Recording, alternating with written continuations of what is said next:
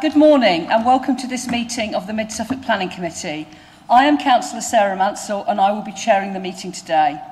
This meeting will be broadcast on our YouTube channel and will be capable of repeated viewing. The meeting will be recorded except where there are confidential or exempt items. If any member of the public attending the meeting objects to being filmed, please advise us immediately and we will ensure that they are not included in the filming. Members of the public and the press may record, film, photograph or broadcast this meeting when the public and the press are not lawfully excluded. If you intend to do so, please could you inform the committee clerk. May I please request that mobile phones are on silent or switched off and that your laptops are switched to silent. If you hear the fire alarm, please leave the building immediately via a fire exit and make your way to the assembly point at Alderman Park. Staff will assist individuals requiring support evacuating the building. First of all, some introductions. On my left-hand side, we have the Area Planning Manager, Gemma Walker, and we have our legal advisor, Ian Dupre, and we have case officers, Mariana Hall, Alex Bredman, Grace Wasp, and Finlay Mackenzie, who will be presenting the cases that we just discussed this morning. And we have Governance Officer Claire Philpott, and other governance officers helping make sure the meeting runs smoothly. Sorry for the delay, but we had a slight IT hiccup, which I think has now been sorted. So and on my right, we have the members of the committee who will be making the decisions. Can I move to the agenda, please? Item number 1, apologies for absence and substitution. Thank you, Chair. We have apologies from Councillor Hicks, Councillor Hardingham, Councillor Lawrence and Councillor Warboys. Councillor Penny is substituting for Councillor Hardingham, Councillor Marriott is substituting for Councillor Lawrence, and Councillor Watson is substituting for Councillor Warboys. Thank you. Thank you. Item number 2, to receive declarations of disclosable pecuniary interests and other registrable or non-registrable interests by members. Are there any interests to declare?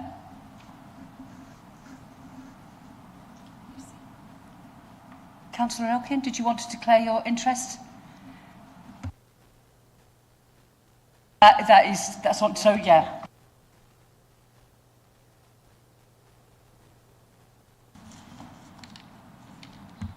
Not working, Chair.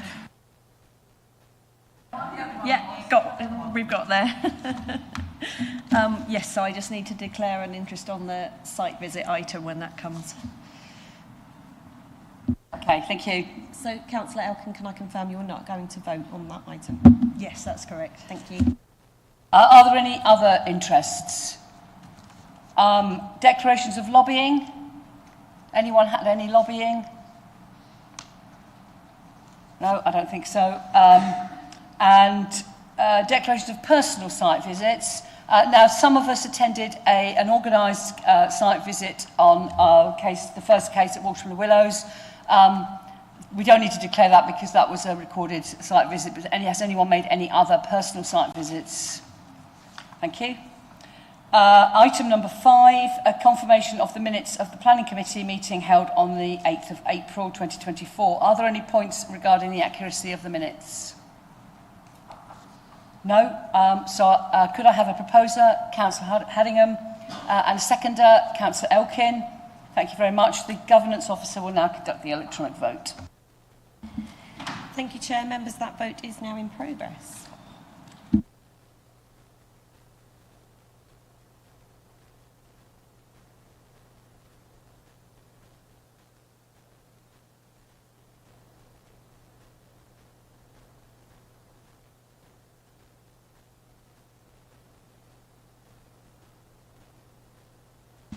Thank you, members. That's 4 votes for and 3 abstentions. That's carried.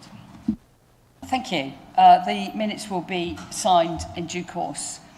Item number 6, to receive notification of petitions in accordance with the Council's petition scheme. None received, Chair. Thank you. And then we move to item number 7, which is a request for a site inspection.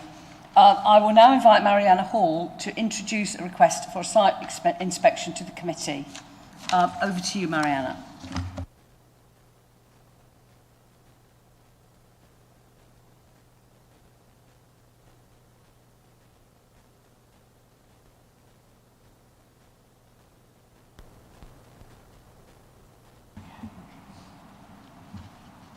Thank you, Chair. Good morning, everyone.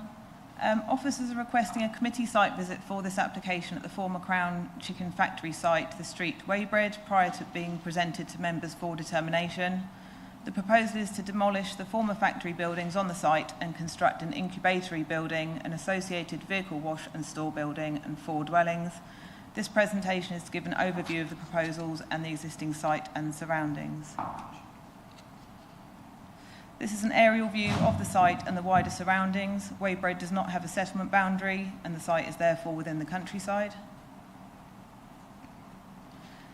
In terms of other constraints, there is a Grade 2 listed building known as Greystone House immediately adjacent to the site, and there are public footpaths to the southeast of the site and further distant to the northwest.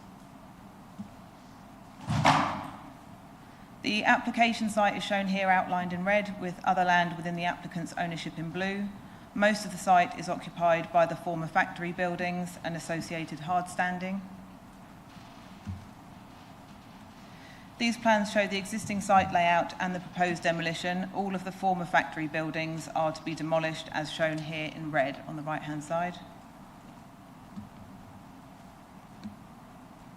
This is the proposed site layout. So the proposed egg incubatory building would be an L-shaped structure with a separate vehicle wash and store building towards the southwest corner of the site. The 4 dwellings proposed would be along the site frontage, and there would be separate vehicle accesses for the residential and commercial elements.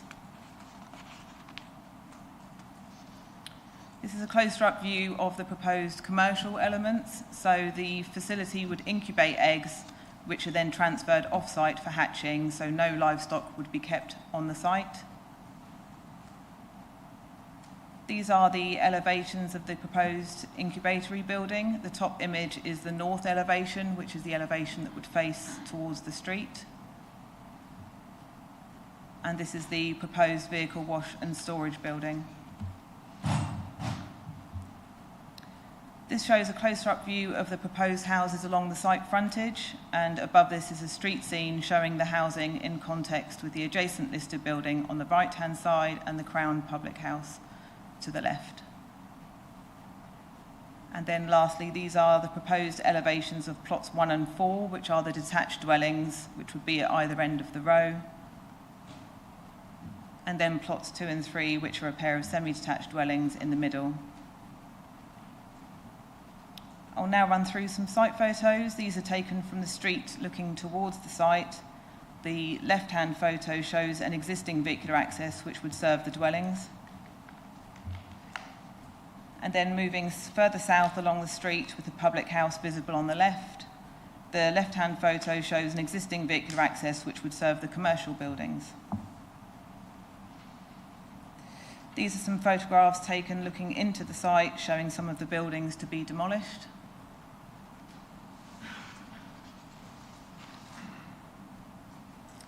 These images show the site in relation to the adjacent listed buildings. The top image from street view is of Greystone House and its outbuilding looking towards the site, and the bottom image is looking from the site towards the listed building. As you can see, there's some vegetation between the two.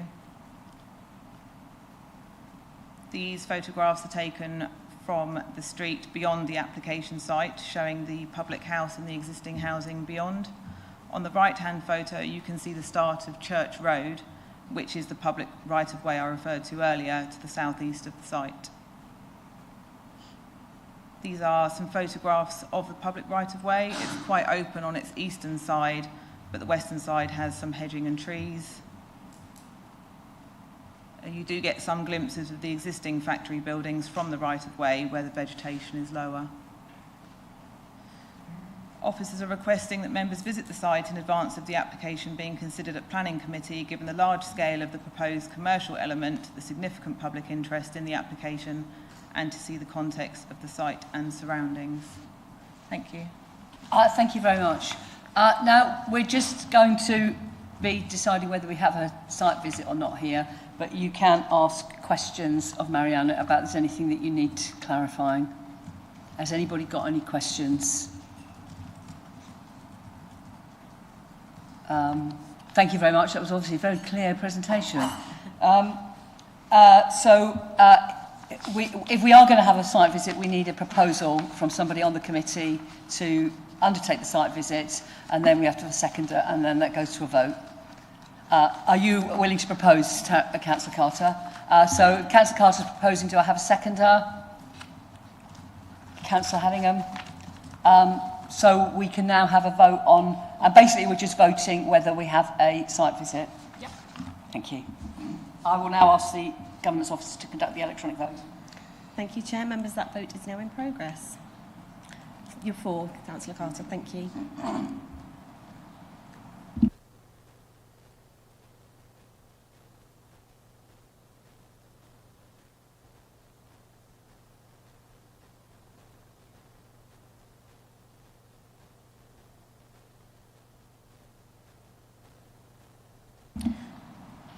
Okay, so that's 6 votes for. As Councillor Elkin was not voting, that makes that a unanimous vote. So that's carried. I will be in contact later today or tomorrow after we've discussed proposed dates.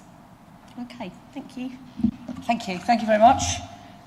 So we'll now move to item number 8 on our agenda, which is the main schedule of planning applications. And first on our list, we have item 8A, DC 25-01874, land to the north of Well Cottages, Palmer Street, Walsham Le Willows. And I will invite Alex Bredman to introduce the application to committee. Thank you very much. Thank you, Chair. Good morning, members. So this is application DC 25-01874, land north of Well Cottages, Palmer Street and Walsham Le Willows. This is an outline application with all matters reserved save for access for up to 15 dwellings, including garaging, vehicle and pedestrian access and associated works and infrastructure. Before I kind of get into the presentation, obviously this application has previously been to committee. It's been a while now, back in mid-January where we initially took this.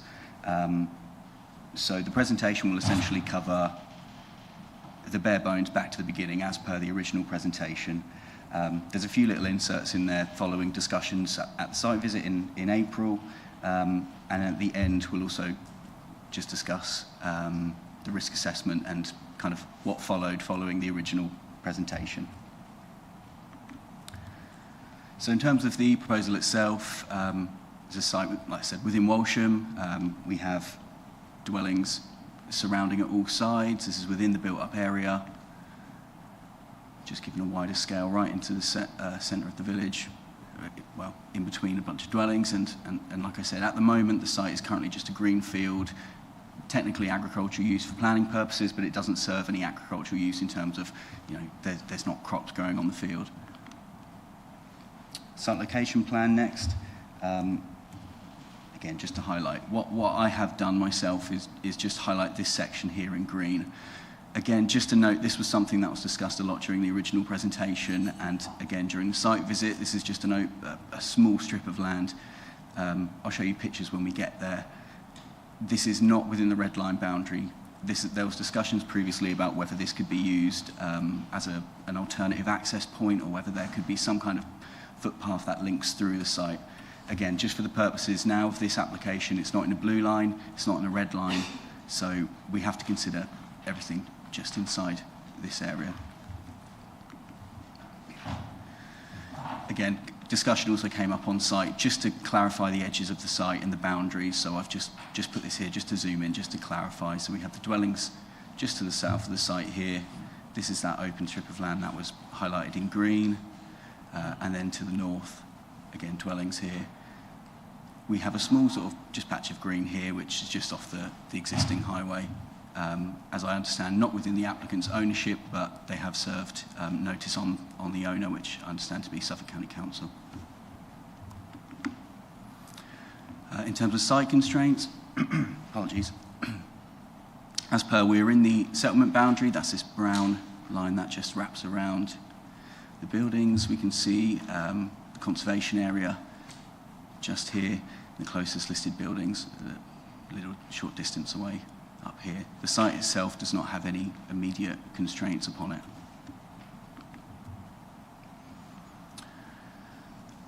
So once more, this is outline application.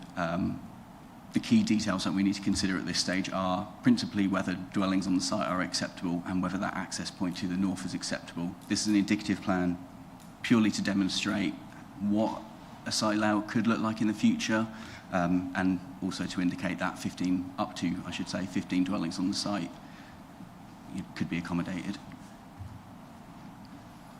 Again, an indicative layout just to show you possibly how an access route into the site could appear, and same with the footpath.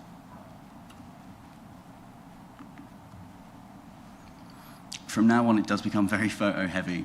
So this little icon here is just to point into the direction of where we're currently looking. So at the moment, we're facing towards the north of the site. You can see to all boundaries as we go around, there's trees to most sides, excluding this boundary. But you can also note, obviously, the residential uses as we turn around the site. Again, this is facing to the west. We have some bungalows over to this side.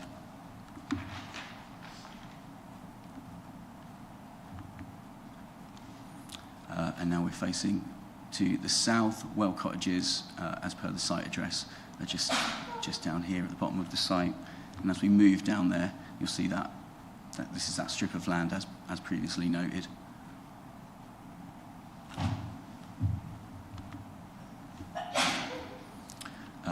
We've now moved to the north end of the site, and the access point, currently just a field access with a gate, is just located here.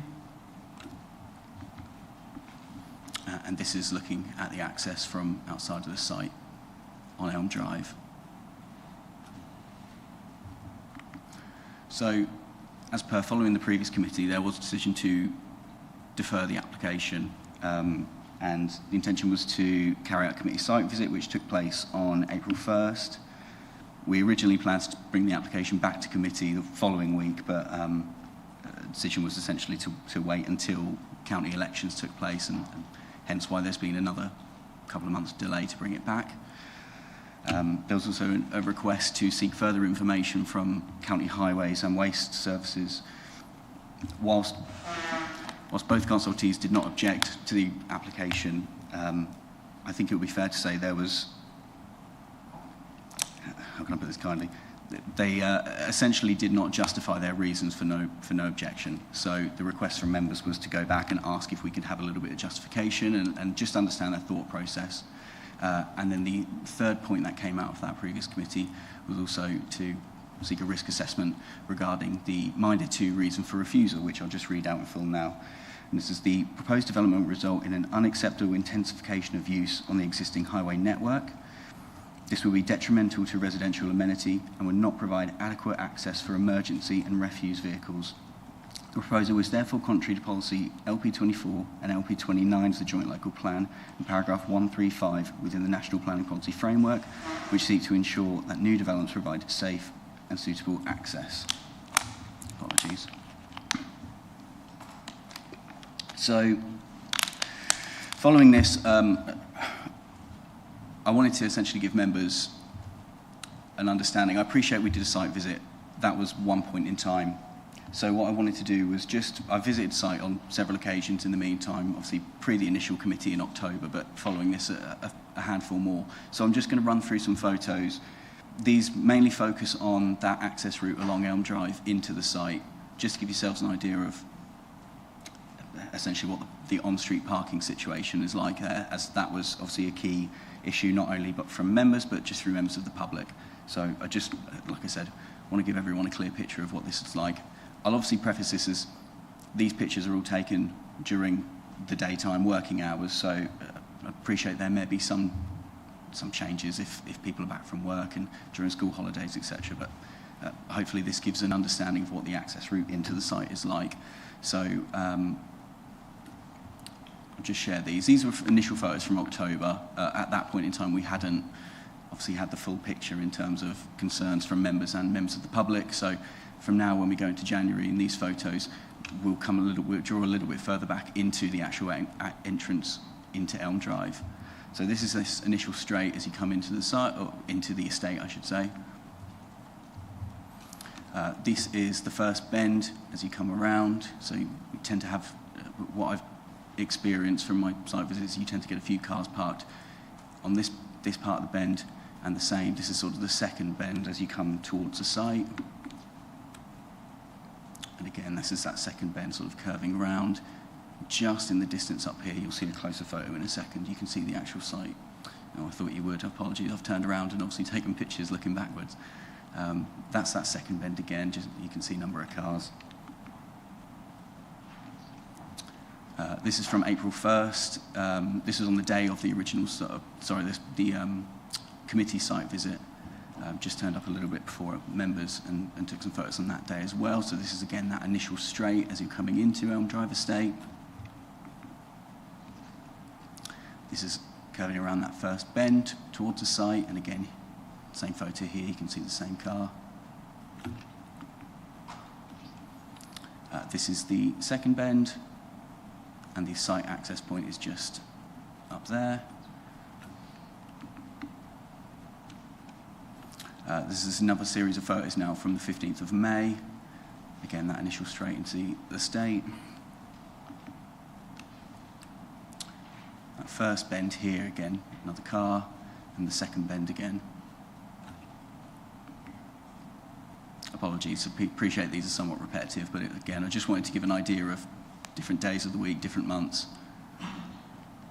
Same again with that second bend. Again, the site access point would be to the top. There we go. And there's the site access there. And these are the final set of photos. I wanted to get a slightly later time of the day because I appreciate the previous photos, like I said, were sort of mid-afternoon during working hours. So these photos were taken just after 5 o'clock yesterday evening. There was some children playing on the green. It was post-school time, so I've had to sort of narrow the photo in a little bit. So hopefully this still gives a reasonable understanding of the situation. But again, this is that second bend coming around. Another one there. This car is also visible here in this photo, just again for context. And again, we have the site access point just up here. So I'll now move on to the additional advice we received from Waste Services and County Highways. Waste Services' response was more so just reiterating their initial response. I gather, they haven't explicitly said, but I gather that until we're at a reserve matter stage, until we know exactly what a layout is going to look like, they can't comment too fiercely in terms of whether refuse vehicles could at least come into the site and comfortably move out of the site. What they did at least highlight, which I thought was of interest, was that they've pointed out that in the past 2 years, there was one incident, I should say, on Elm Drive where refuse vehicles were not able to collect the bins, and the same again for Willow Close, which is just off of Elm Drive Estate, both due to on-street parking. As per though, they've been able to resolve the situation shortly after. The Highways response was, I would say, more detailed out of the two, and in the risk assessment this can be read in full. I'll just note essentially the key points from that. So they have confirmed that they carried out an in-person site visit at pre-application stage. They confirmed that in their assessment, and their no objection, they have assessed the suitability of Elm Drive, whether it would be suitable for larger vehicles during the construction process, as well as existing risks on the highway network. They provided some information regarding collision data and stated that, as per their records, they only have one known collision on Elm Drive, and this did not take place within the past 5 years. They noted that if there was concerns regarding construction vehicles and contractor parking during construction phases, they believe that this could be suitably resolved by either construction management plan, and this would either dictate when the types of vehicles can enter the site or exit the site, and similarly make it explicit where they can park. And lastly, they just pointed out that 15 dwellings would be the absolute most that they would support on the site. So following these additional responses, a risk assessment was prepared by officers. I won't read this out obviously in full, but the conclusions of that report, ultimately there was no change in position from our statutory consultees, and so planning officers didn't feel that there was a need to amend their recommendation. and because of that, officers recommend to members that outline permission for 15 dwellings is granted, subject to conditions, informatives and planning obligations. Thanks very much. Thank you. Are there any questions from members? Councillor Haddingham. Thank you. You gave the reason. Well, I can't speak. You gave us you said there was going to be a risk assessment if you'd used the reason for refusal that the highways thing, but you didn't actually say what the answer to the risk assessment, or did I miss that? What was the answer to the Yeah, sorry. So the conclusion to the risk assessment, I'll just pull it up now. Sorry, so what I've essentially discussed is the responses from County Highways and Waste Services. Because of their responses and because there's no objection from either of them, I've essentially said, and if I just quote myself very quickly,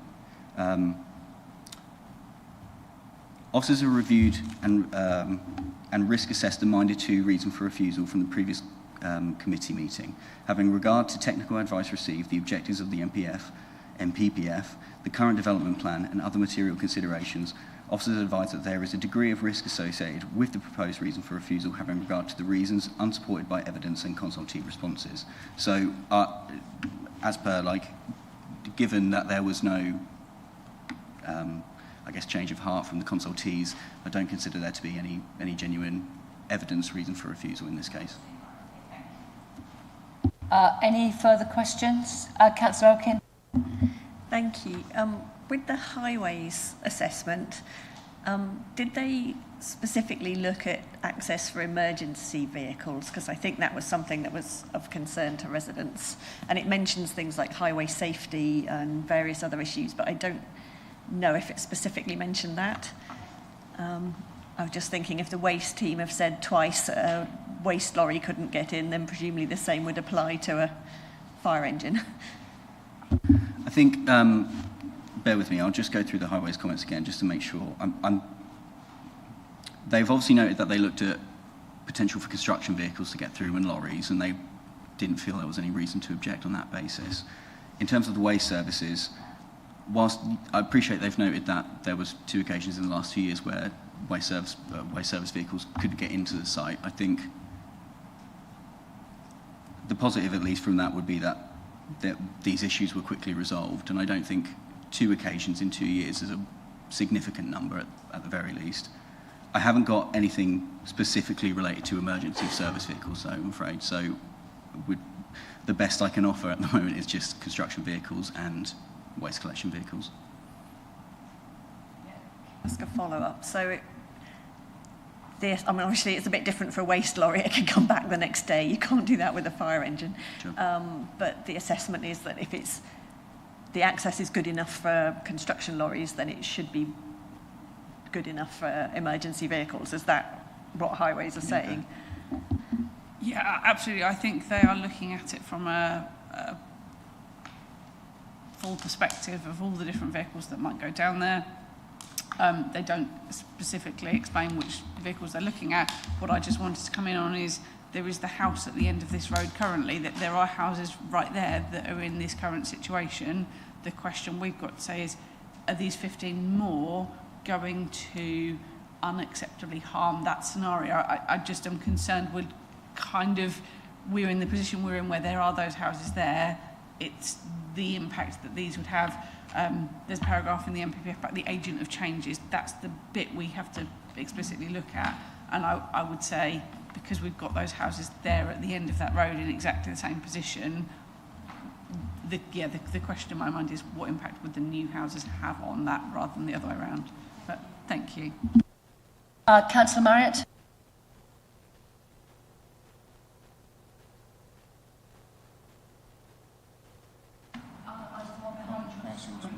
Oh, that's right. Thank you. Sorry. Is it possible to have some feedback from the other members of the committee who went on the site visit, as I didn't go on that? That's not normally what we do. It might come out in debate, though. Okay. you might hear people's opinions then, because Okay, we're at 'cause a I mean, question stage, and I'm so- quite sure those of us who were on the site visit have formed some opinions Yes, about because what I was we just think. noticing that, the parish council's responses, and it's talking about the construction phase and the sort of bendy Yeah. road in the new development. Yeah, so I think that will hopefully come out when we get to debate. Thank you. Yes. Are there any other questions for the officer? Did you have your hand up, Councillor Carter?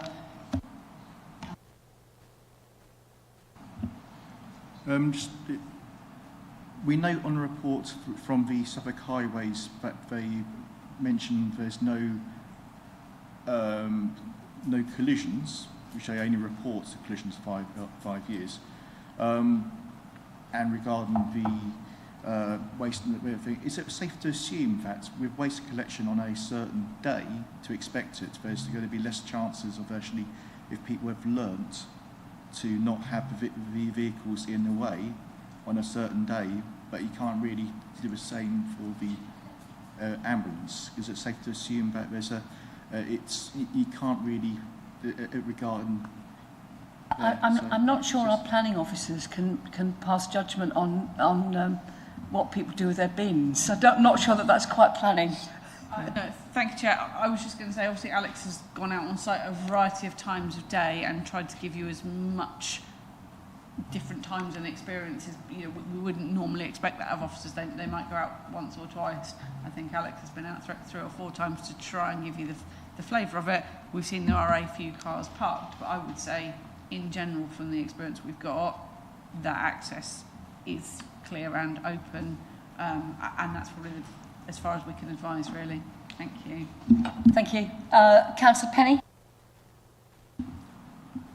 Yeah, apologies if this was discussed at the last committee, but could you just tell me a bit more about the immediate access point where the potential shared cycle and footway joins the current footpath and cycleway on the existing site? What is the nature of how all those things fit together?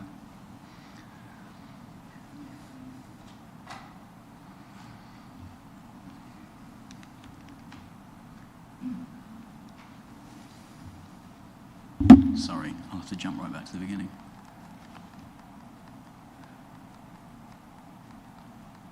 Was it looking at sort of the existing connectivity to the site? Is that what you want to? Yeah, well, on the plan at the access point, there's a shared cycleway and footpath.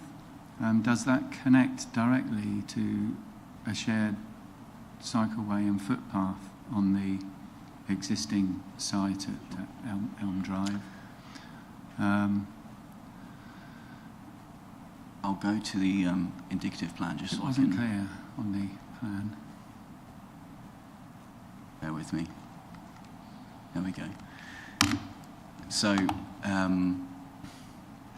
as things stand, in the estate to the north, I'm sorry I haven't got sort of a better view up here. We just have, there's no dedicated cycleways through this area, at least through the main strip of road, but there is footpaths to either side. In terms of connectivity as well, there's footways sort of through here, which connect through and come out to this strip here.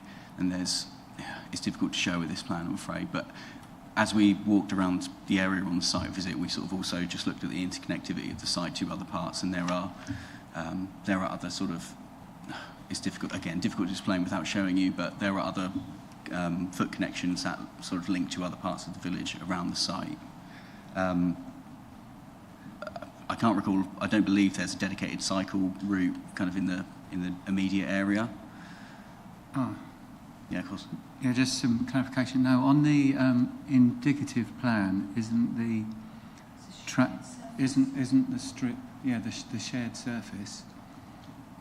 Isn't that intended to be for cycle use? I'd imagine so.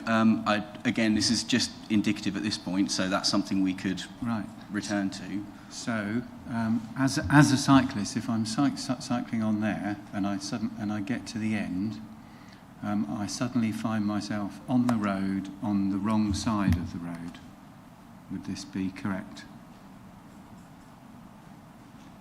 We can't, we've only got the red line area.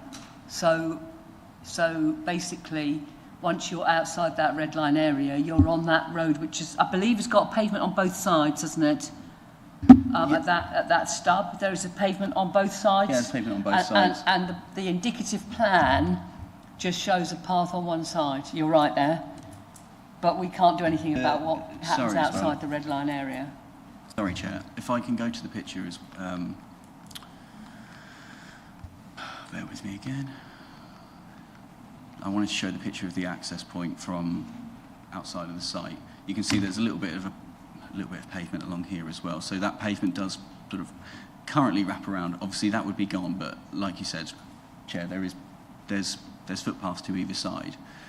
Again, I do feel like we're sort of treading into kind of reserve matters territory, and that is something we could obviously discuss again at a later stage. I do think I think there might have been a comment about the shared surface within the development, but I presume that is reserve matters, and that could change when we get that to that. At the moment, the indicative layout has got a shared surface, but that could change at reserve matters. Thank you.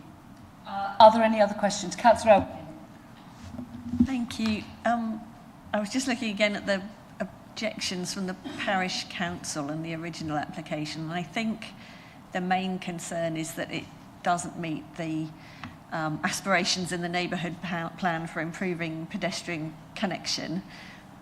But can you correct me if I'm wrong? I think what they were hoping for was this connection through to Grove Road, but that can't be, as I understand it, that's just not deliverable. Is that correct? Yeah, I appreciate there's been a lot of discussion around this point at the previous committee and on the site visit as well. The thought process is that this could be a better option, not just in terms of vehicle access, but in terms of, like you said, in terms of pedestrian connectivity as well.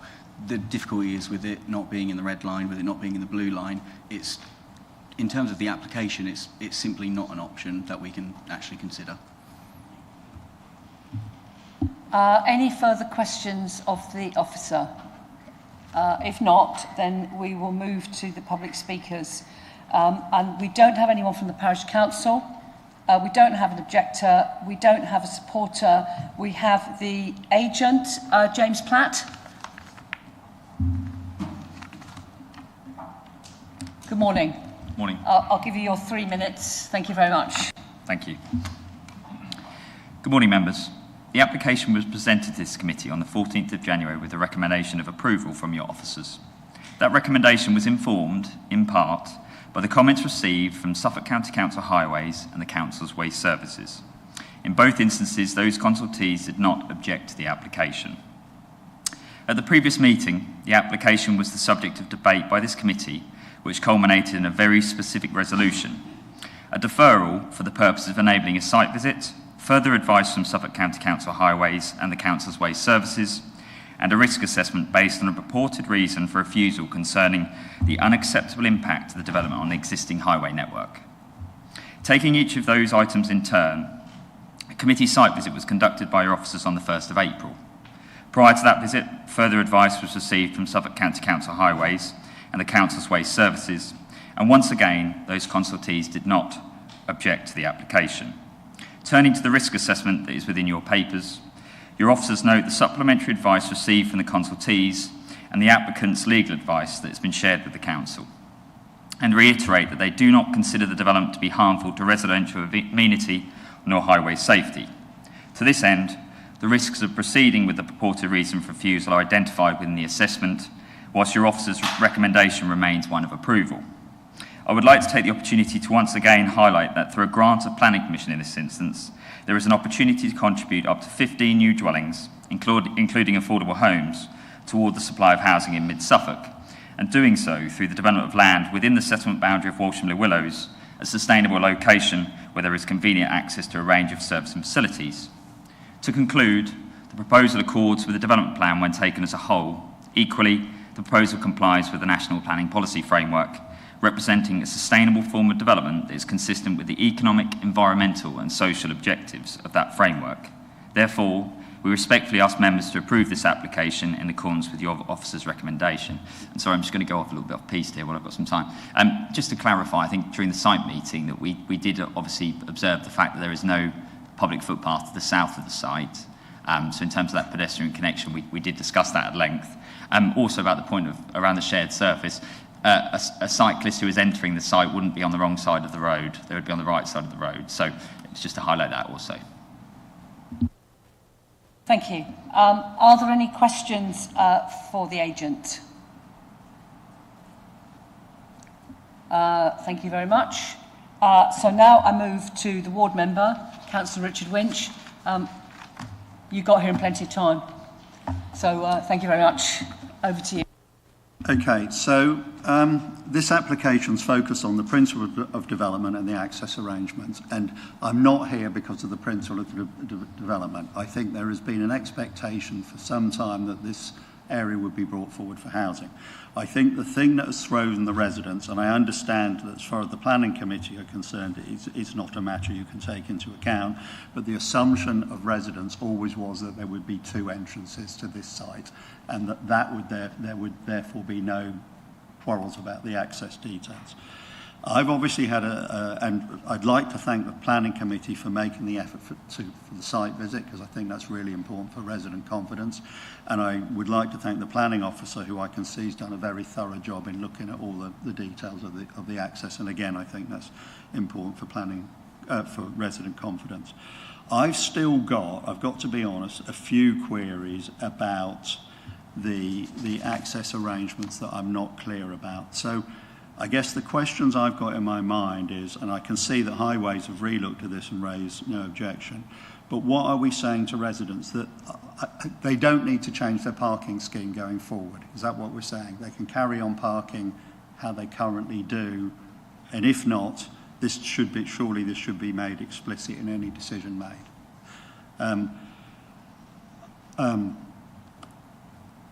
And it sort of seems to me we'd be accepting the principle of access without looking at the details of access. And similarly with construction traffic, it says be limited to 6 HGV movements over a 4-week period. If that's the case, there should be no problem in agreeing this restriction at this point. Why would we leave that if we're making those assumptions on the access? On the pedestrian cycling access, it's not quite true what was said. What the parish council raised were two possible access points. One was the route to Grove Road, which is the community's preferred route, which I understand is not on the table. There is another possibility into Grove Park. I guess from the parish council's point of view, that there is good connectivity within the village, and it's a shame that we haven't got that in this instance. I don't like the idea of the shared surface for other reasons, but I accept the point being made. That's for another day. So I still think there's issues around the access on what we're saying to residents about parking longer term, and we've seemed to have decided that there's no need for any extra walking or cycling connectivity here. Thank you. Are there any questions for Councillor Winch? Councillor Oaken? Thank you. You mentioned the change in parking for existing residents. Is that, if I understood correctly, it's a sort of dead end at the moment, and some cars, I think there's some garages on the left. I'm assuming that they can't park in front of the current thing, but they're all parking along the side. Are we going to be saying, oh, well, in order to make this work, we're going to put yellow lines or restrict the parking, or are we saying to them, we're going to approve this and they can carry on parking how they currently do? That's the query I've had from residents. Did you want to come back? I mean, we can check with the officer, but there are no plans to put double yellow lines, I presume. No, so absolutely right. That the turning head would become part of a road, so blocking that would be in breach of highways. Understood, and that's clear. Otherwise, no, there are no plans to put double yellow lines. There are no plans to do anything. That would all be outside of the red line of the application site. Anything in the future would be up to County Highways what they may choose to do, but they have not sought any contribution, any Section 278 works.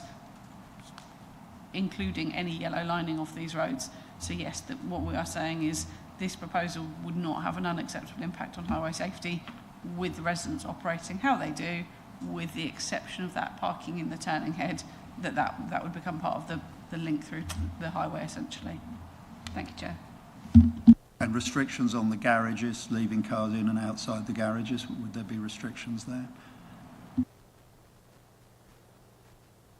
Sorry, we might just get the photo of that one just to clarify. I think on our first presentation we did have a photograph of those garages, but I'm not sure it was included in this one.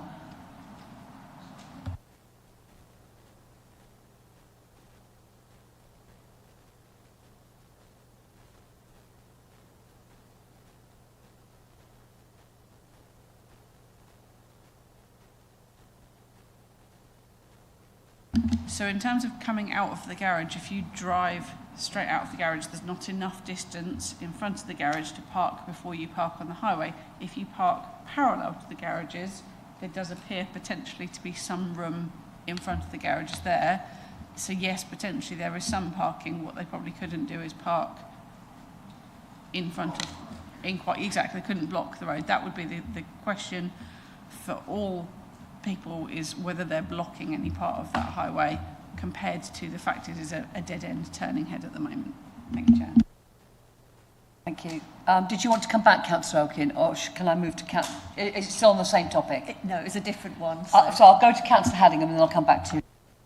Thank you. On the site visit, I think it was the chairman of the parish council representative was talking about, and forgive me, I can't remember the street names, about some sort of pedestrian access to where the house is backed onto it. Basically, if you're looking at the site from the entrance, it was on the right-hand side. Is there something that we could put maybe in the for the reserved matters about some sort of access along there? Given that the other access to Grove Road is not possible, because it's this one I think is more feasible, because it's the red line joins onto property which I believe is council property.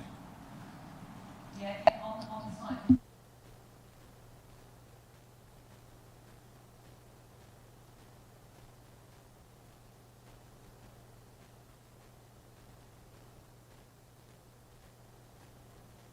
But is that something that we could put in for the reserved matters that would like some sort of... can't we? Beyond the red line. Ah. I think all we can do is make sure that the reserve matter plan doesn't preclude. Is that right? Yeah, I think that would be entirely available to members if you'd like to impose that for both the southern access and I think it's Grove Park, thanks Alex, that nothing in the reserve matters would preclude a future access. Pedestrian access might be the safest way to go given where we're at, that in the future, if that is an option, we're making sure that we... Yeah, if you were minded to approve. So we can condition that they don't put a garage in the way, for instance. Exactly that we don't block those points, that they are available for access, and then we protect it as far as we are able to. But yeah, it's difficult that it's not something that's been requested from highways. There's not that link. It is difficult. We can absolutely preserve the ability to put that in. Thank you, Chair. Councillor Elkin, I'll come back to you now. I was going to ask exactly the same thing. Any further questions? I think we might have drifted to questions back to the officers, but any questions of Councillor Winch? Okay, if not, then I will open this item up for debate. Anyone like to make a start with their contribution? Councillor Haddingham. Go on then. I think I can see why the surrounding residents are not necessarily very happy about this.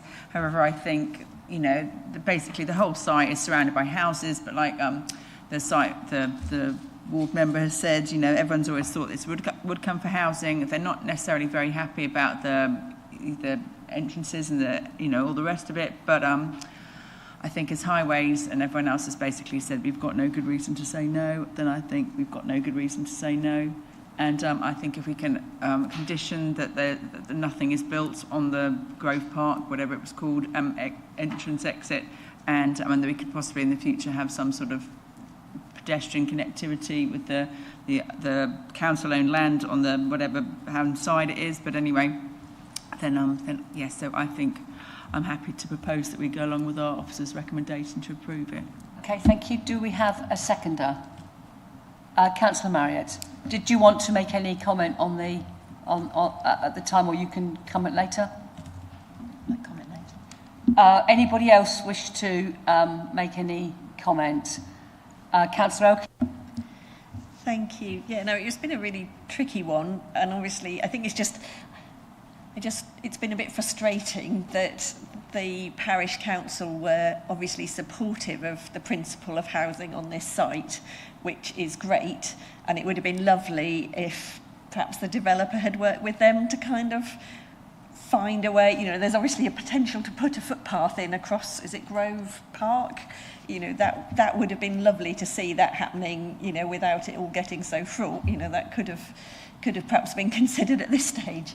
But having said that, we are where we are, and yeah, it's in the settlement boundary. It's housing that's acceptable in an acceptable location to the parish council. So, with the condition that we don't block off the potential to have a footpath there, then I would be happy to support this. Thank you. Councillor Watson.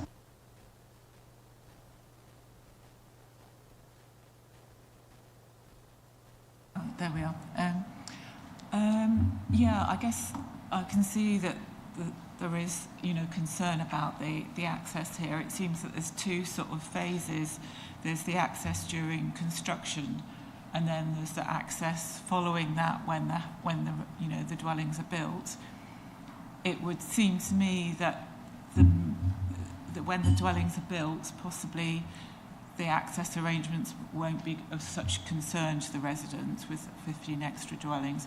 And I see the main thing is the construction traffic, and whether we can approve this, but with some strict recommendations about how the construction traffic, I don't know, the number, the quantity, the parking arrangements on site, to make it as bearable as possible for the residents. I just wonder if I know that's a bit of a question, but that's what I was thinking anyway.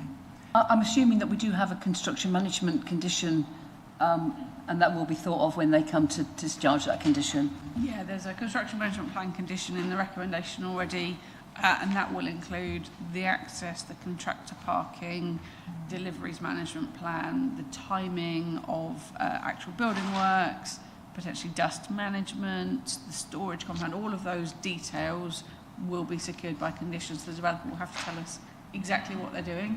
Hopefully we'll agree it. If not, they'll have to rethink their plan, and then they'll have to operate in accordance with that. So yeah, hopefully that's all covered. Thank you, Chair. Thank you.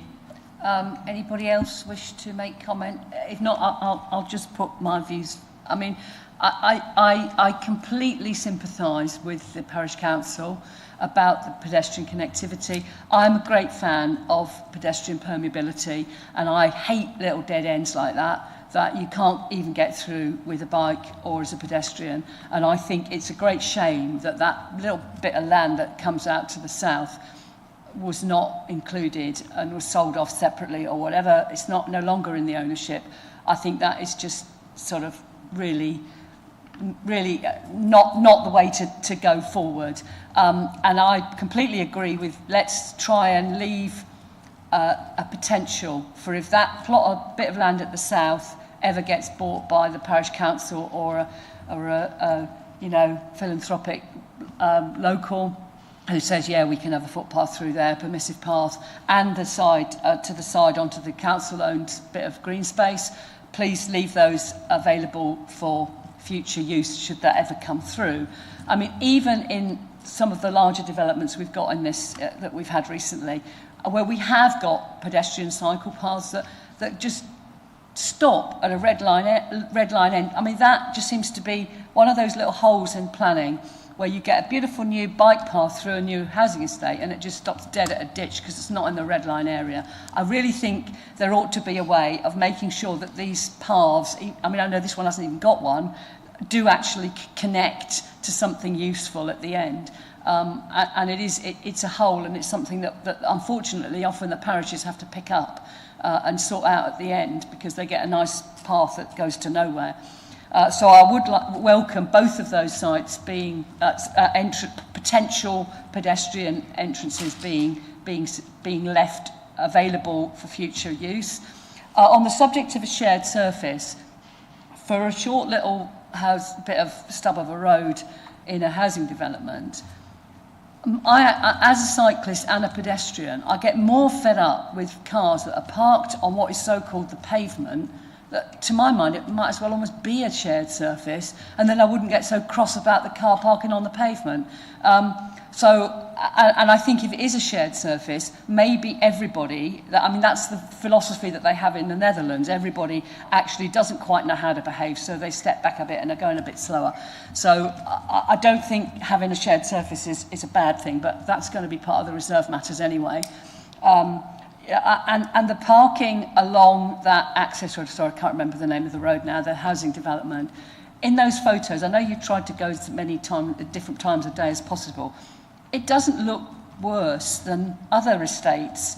And yes, people aren't always the most considerate when they park. And if they're not being considerate now, then of course I want them to change their ways and park somewhere more considerately.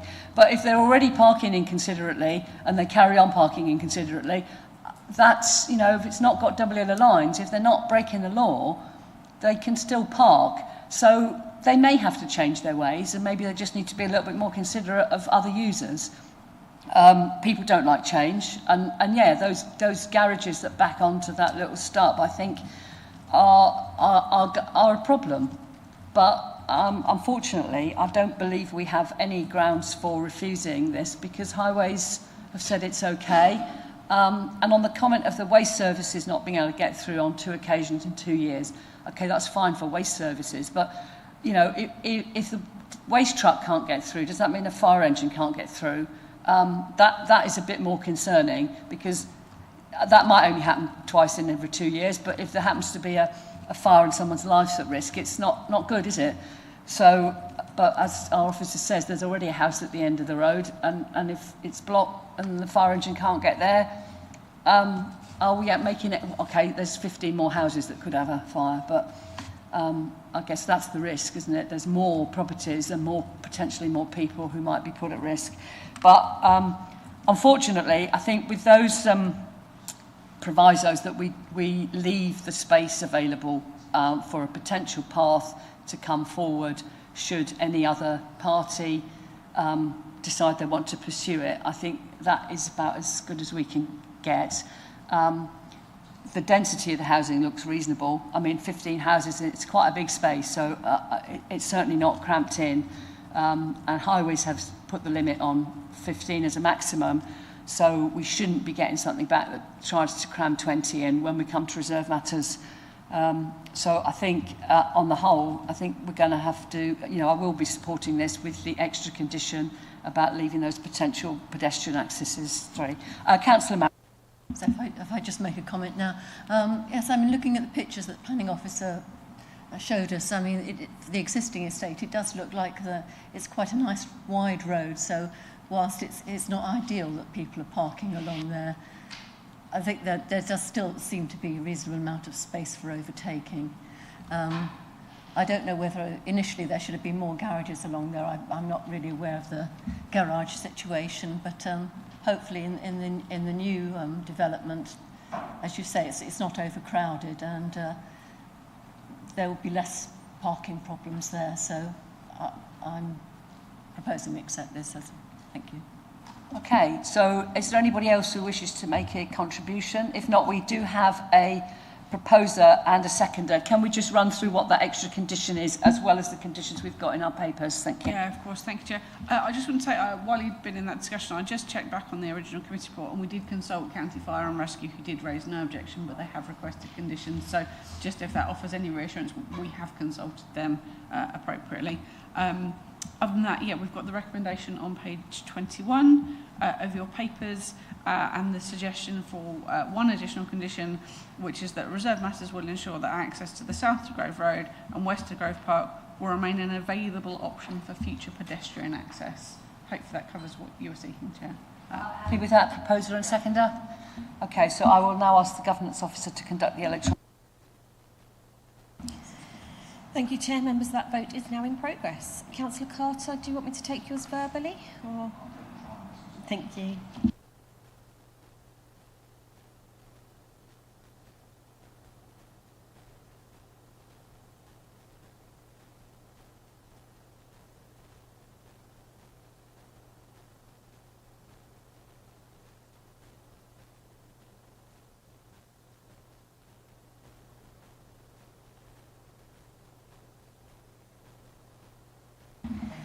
Thank you, members. Chair, that's 7 votes for. That's unanimous. Thank you very much. I'm now going to propose that we have a 10-minute comfort break. So could we come back for, it's now 10:40, let's come back at 10:50, please.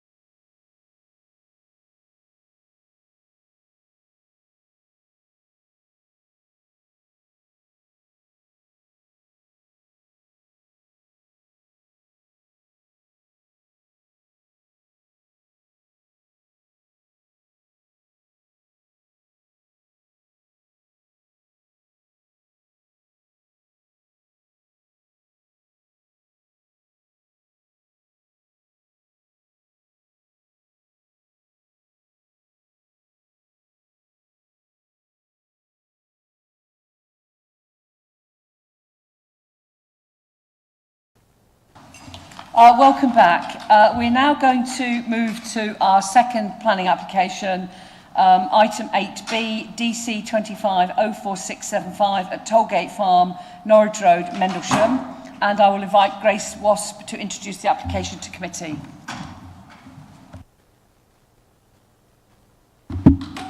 Yes, thank you, Chair. Good morning, everybody.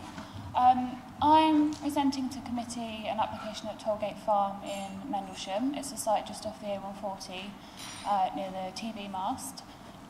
This is a householder application for the erection of a cart lodge, fencing and gates within the site, and an acoustic band. Can I just ask you, your microphone's sort of backwards, so it's not picking up the sound, so can you rotate it? Yes. And then I think... Is that better? Can it not go all the way around so it's facing you? Because they're very directional and I'm struggling to hear. That might work better, thank you. Sorry, I was trying to get it as close as possible. So this is a householder application. The fencing and gates within the site, I believe, are intended to provide security and safety for the occupants of the site. The acoustic bund would have an acoustic fencing on top and is intended to shield the site from noise pollution from the A140. So the main considerations in this application are the historic environment, which overlaps with the character of the site, the setting of the listed dwelling house, and the historic character of the landscape. There's the application site on the aerial view there. The TV mast is located to the southeast of the site. Mendlesham is located, or the village core is located to the northwest of the site. So there's a wider view. On this, I'll just point out the TV mast, I think, and its anchorage. It's kind of hard to see, but it's down here. The village is over here, and to the north, we've got other dwellings such as Suffolk Barns or Mill Farm is directly north of the site. Mills Farm. So here's the red line site. I understand the site does take access from the lane to the north and could also take access from the driveway to the south, where the neighbouring dwelling Tollgate Barn sits. So here's the constraints map. We can see that Tollgate Farm Cottage, as it's known on Historic England, is the only listed building there. We've got the neighbour to the south, and then again development to the north and south. So this is just a bit of background for the historic context of the site. We have a map from 1884 showing Tollgate Farm Cottage and also the toll house to the northeast, which has been lost. It wasn't listed in 1988 with the cottage, but you can see that they did form a sort of, they did have a relationship with the toll road there, which was a turnpike road in Suffolk. That's a slightly older map where you can actually see the toll house with the toll gate on the road, and then the cottage to the south. So this is the proposed site layout. I will enlarge it on the next slide, but that just shows you the application site in context with the neighbouring site. You can see the A140 immediately, and I would say this has been flipped, so north is now on the left, south is now on the right, up is east, down is west. So you've got the A140 immediately to the east there. You've got the subject dwelling here. This is where the proposed cart lodge would go. We've got a gate here, I think a gate here as well, and some fencing, post and rail fencing going in. The bund would adjoin the eastern boundary and also curve into the site here. And if I enlarge, the applicant is also proposing some native planting, some additional trees and hedge planting around the bund, which would be planted up as well. We've got a wildflower meadow going here, and then the existing garden retained here. So this is the design of the cart lodge. It's quite typical Suffolk vernacular, pan-tiled with a cladded exterior. And then we've got an image of the bund here, which I will enlarge on the next slide. The post and rail fencing is sort of indicative at this point. Were we minded to approve, we would secure precise details of fencing and gates under condition. So that's the bund enlarged. So we would have a metre and a half of earth with a close bordered acoustic fencing on top of that. You can see some additional planting going in on either side, additional trees and so on. And the A140 does show a car overtaking another car there, but obviously it's 2 lanes immediately to the east of that. So this is the current noise impact experienced by the site, as detailed in their noise assessment. The front elevation and the front garden of the site, or the dwelling, experiences in excess of 60 decibels at the moment. So the proposed bund is intended to bring that noise level down. This image does show 2 buildings at the front of the site. They would not be going there. The building on the right, in fact the 2 buildings on the right are not part of this application, and the proposed cart lodge has now moved, so that wouldn't be located there, but you can see that the noise impact would be reduced by the bund. Here are some of my site photos. These are views from the south facing north, one from the other side of the hedge line, one within the application site, so that's the subject dwelling here. This is the neighbouring dwelling. And here are some photos taken from the north. So we have one which is sort of in the north west corner of the site, facing towards the A140. Here's the dwelling here. The cart lodge would be somewhere over here. And again, an image from the north, taken from the lane to the north there, showing, I think in both images, a very characteristically flat landscape. And this is further shown in some snippets from Google. So the site location plan here, the little arrow is designed to show you from what perspective I've taken that photo. Again, showing quite a flat landscape with some boundary planting in situ. And again, an image taken from the south of the site, southeast on the A140, showing again the boundary planting, although this is more from the perspective of the neighbouring dwelling. And the landscape there is also visible. So we have a heritage objection on the application, identifying a low level of less than substantial harm arising only from the bund and acoustic fencing. We don't oppose the cart lodge and the proposed fencing and gates within the site. It is the bund that is causing harm to the character of the listed building.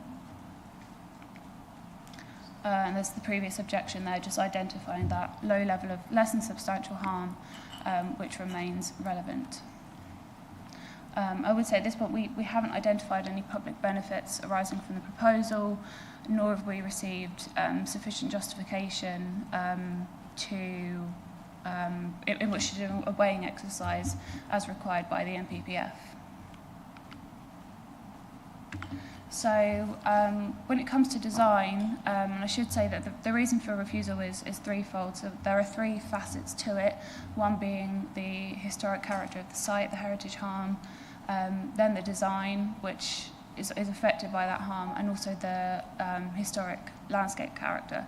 So this slide focuses on design, and basically identifies that we can't support that because of the harm to the historic environment. If you look at the applicable policies when it comes to design, MP6 of the Mendlesham Neighbourhood Plan, LP24 of the Joint Local Plan, both policies aim to safeguard the historic environment, and if there's harm to the historic environment, we can't support the design of the proposed bund. So when it comes to the historic character of the landscape, we do acknowledge that there wasn't an objection from the landscape officer. However, the LPA in our capacity have found there to be landscape harm, specifically harm to the historic character of the landscape, which has that relationship with Tollgate Farm. There is a document referred to by Mendlesham Neighbourhood Plan Policy MP5 that identifies the landscape character of the village as very gently undulating or flat, dissected by small streams. We consider that the proposed bund and acoustic fencing deviates from that landscape character and does harm it. So again, just reiterating that the landscape historically would have been very flat, allowing clear views of the toll gate on approach to it. Reshaping the landscape in this manner would deviate that from the historic character by creating an artificial feature which is not common or traditional. So that forms our third part of the reason for refusal. When it comes to existing built form and examples of fencing and so on, there are no examples of bunds topped with acoustic fencing in the vicinity. There are examples of fencing up and down the M140, but this does not involve a bund. The nearby site at Mills Farm was subject to a condition. It was a prior approval, subject to a condition requiring a scheme of acoustic mitigation. This condition did not mention fencing. It requested a scheme that has yet to be agreed with the LPA. So we don't consider these examples of fencing set a precedent for a bund with acoustic fencing on top, nor does it outweigh the level of harm identified, proposing refusal of this application. So to conclude, we've not found any public benefit or other material consideration that would outweigh the low level of less than substantial heritage harm identified. Nor is there any other reason the LPA should depart from the development plan and approve the application. While individual elements such as the cart lodge, fencing and gates within the site, they're not opposed, unfortunately we can't process a split decision, and unfortunately we have to refuse the whole thing in light of that heritage harm. So the recommendation is therefore refusal. Thank you. Do we have any questions from members? Oh, everyone's hand's gone up. I think it was Councillor Elkin, Councillor Penny, Councillor Haddingham, Councillor Carter and Councillor Watson, in that order. Thank you, Chair. I was just looking at the wording of the heritage concern, and if I've understood it rightly, it's not necessarily that they oppose a bund at all, but it says they wanted to see clear evidence that a sequential approach has been used to ensure the least harmful approach was taken.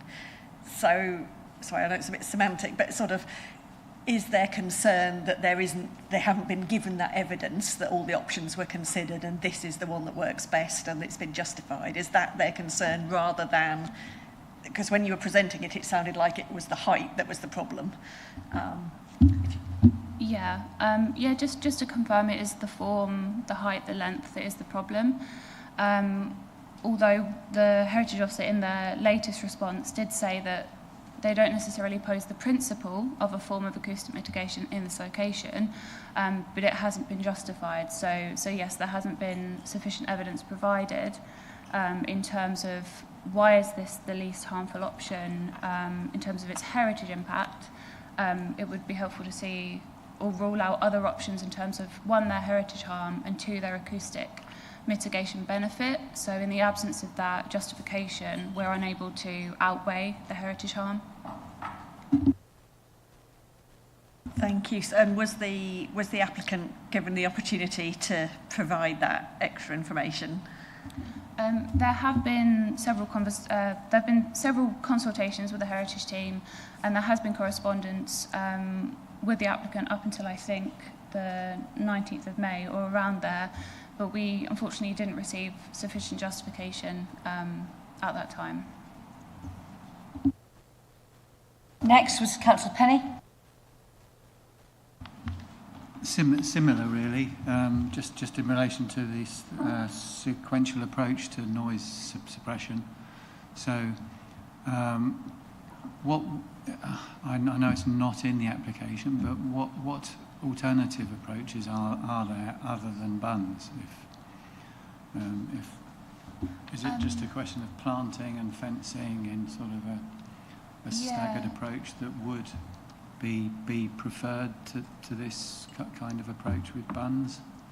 I think the challenge is those options haven't been discussed in enough detail on this application, so we haven't received full detail of all the options ruled out, what their heritage impact would be and what their acoustic benefit would be.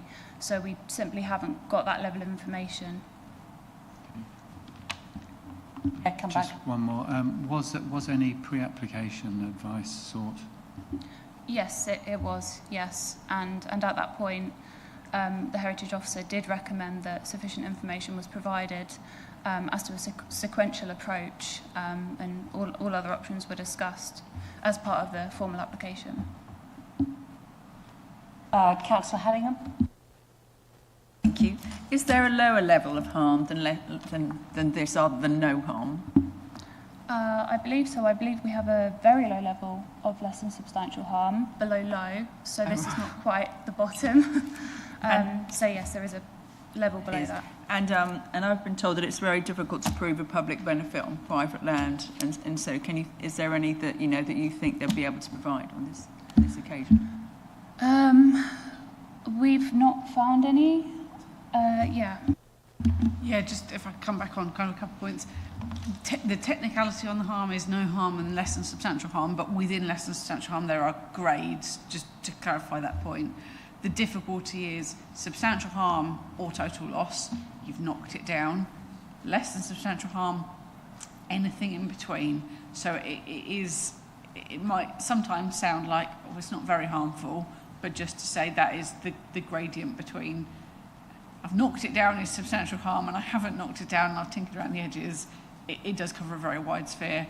In terms of public benefit, you're right, it is that nature of public benefit that the MBPF requires us to weigh against this, and the nature of the acoustic fencing and bund provides a benefit to the occupants. It is difficult for us to say what those benefits are. That is part of the case the applicant's made, and might be something we want to ask at questioning where they feel those benefits go. But yeah, that is the test we've got to apply. Thank you. May I just, Madam Chair, quickly, I think Gemma's explained that very well, but just to make a point of law that if, I think you probably experienced members of the committee have heard me say this before, and officers say this, that less than substantial harm is what lawyers and planners call a term of art. It's a phrase that doesn't mean what an average person would think it meant in common sense terms. So there can be quite a, what to a lay person, and I include myself in that as a non-architect, non-heritage officer, there can be what looks to an average lay person like quite bad damage and harm, but it's technically less than substantial harm because it's not of such a high level as to meet the substantial harm test. I think, Gemma, you'd agree with that. Yeah. Thank you. Next one, Councillor Carter. Yes, on the diagram it showed that there is a benefit of the bund regarding the sound.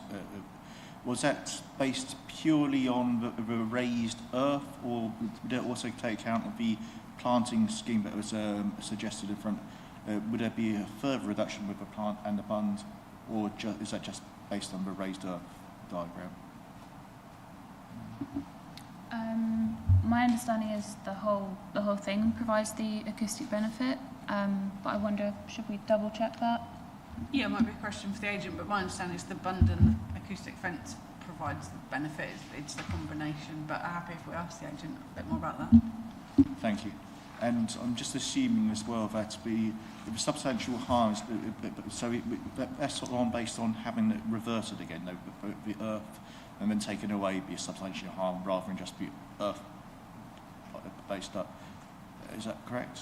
Or I'm trying to work out, get my head around what the substantial harm is. Yeah, so what was your question around reversibility, sorry? Well, I'm trying to work out the substantial harm of the earth being raised up and being against the area. I'm just trying to work out how that equates to substantial harm. Because I'm assuming there's substantial heritage harm having a dirty great road put through it with it causing acoustic noise, which is actually against what was there naturally anyway. So that I'm assuming the road was heritage harm. Mitigating measures. Perhaps I'll come in on some of those points. So we've got to be a little bit careful with the road because the toll house or Toll Farm, and the toll gate was there because of the road. So there is a link to the road, but I appreciate it's now a major A road compared to the toll road that it once was. It's obviously evolved over time. So there is a balance with, I suppose, the harm that happened at that time. In terms of the bund itself, there's a combination, I think Grace was trying to say, of landscape harm. It's a very flat landscape, and we're adding in an unusual, one might describe alien feature by putting a bund in and then the fence on top. Combined with that almost separation from the road, that the toll is the reason for it being there, so giving it that complete separation from the road was where the harm came in. But I also want to say it's less than substantial. We're very careful and we're a bit fussy over the word substantial in the heritage terms. The harm overall is less than substantial. We're not saying substantial. They're not knocking down a chunk of the heritage asset. They're not ripping out heritage beams or staircase. That might be something we could call substantial. But I appreciate we use the word substantial in day-to-day life, but because of that heritage term, want to just clarify that one. But hopefully that helps on those different aspects. Thank you. So you could argue it's an evolution of the landscape having raised, as the road was evolution. Thank you.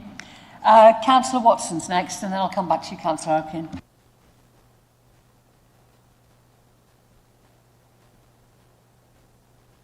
It's on now, sorry.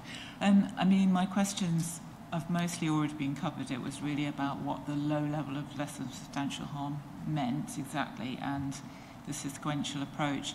I guess the only other question I would have was, it seems to me that there are trees planted or planned to be planted either side of the Bundon fence, which would actually be higher than the Bundon fence.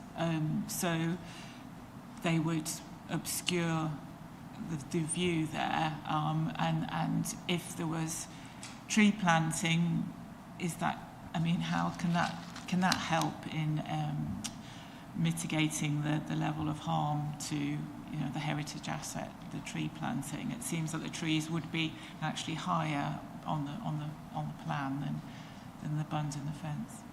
Thanks. Yeah, I appreciate the trees would provide a form of screening, especially when in leaf. I think it's the case, though, that the landscape around this site remains, and within the site remains, characteristically flat. We have trees and hedging there now. The landscape is still characteristically flat. So we don't find that screening sufficient to outweigh the level of harm identified. It's not sufficient to justify it. So I think that's it, really. We haven't found that to be enough, unfortunately, to outweigh the harm.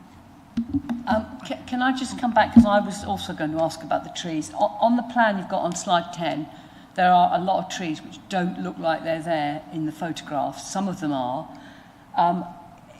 Can planting trees to my mind, planting trees is a benefit, and it is a benefit to the environment, therefore it is a benefit to the public.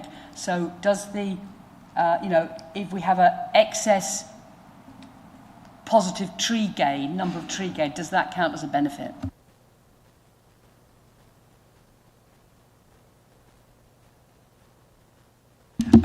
Yeah, I was actually going to apply to Councillor Watson in a slightly similar vein, but in the opposite almost.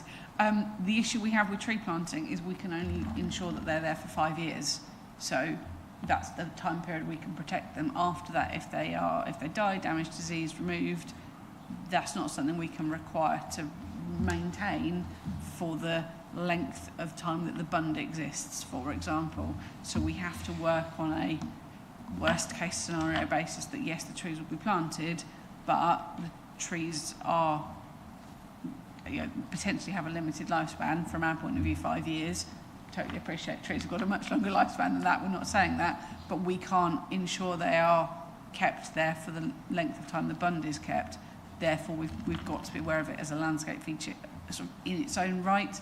But I do appreciate, yes, overall tree planting could be a benefit if members come to that weighing up process where that judgment goes. Is there a way of having a landscape condition to ensure that the natural landscaping, i.e. the tree planting, is maintained for longer than 5 years?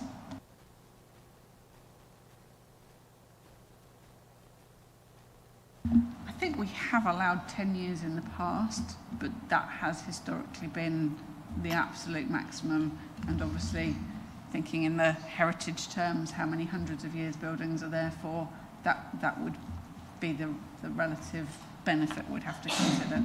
Thank you. Thank you. Councillor Elkin and then Councillor Murray. Thank you. Yes, some of my question has been covered. If there's I can see what you mean, it's flat. If we put a pile of soil there, it's not flat. But if you can't see the pile of soil because of the trees, does it matter? But with the tree planting, I was a bit interested to hear that there's a time limit on the conditions, because I know in my ward I've got sites where people haven't been allowed to change a hedge because back in the 70s it was conditioned that had to stay where it was for the lifetime of the building. So I was a bit, is there no option to say as long as the bund is there, the tree planting has to stay?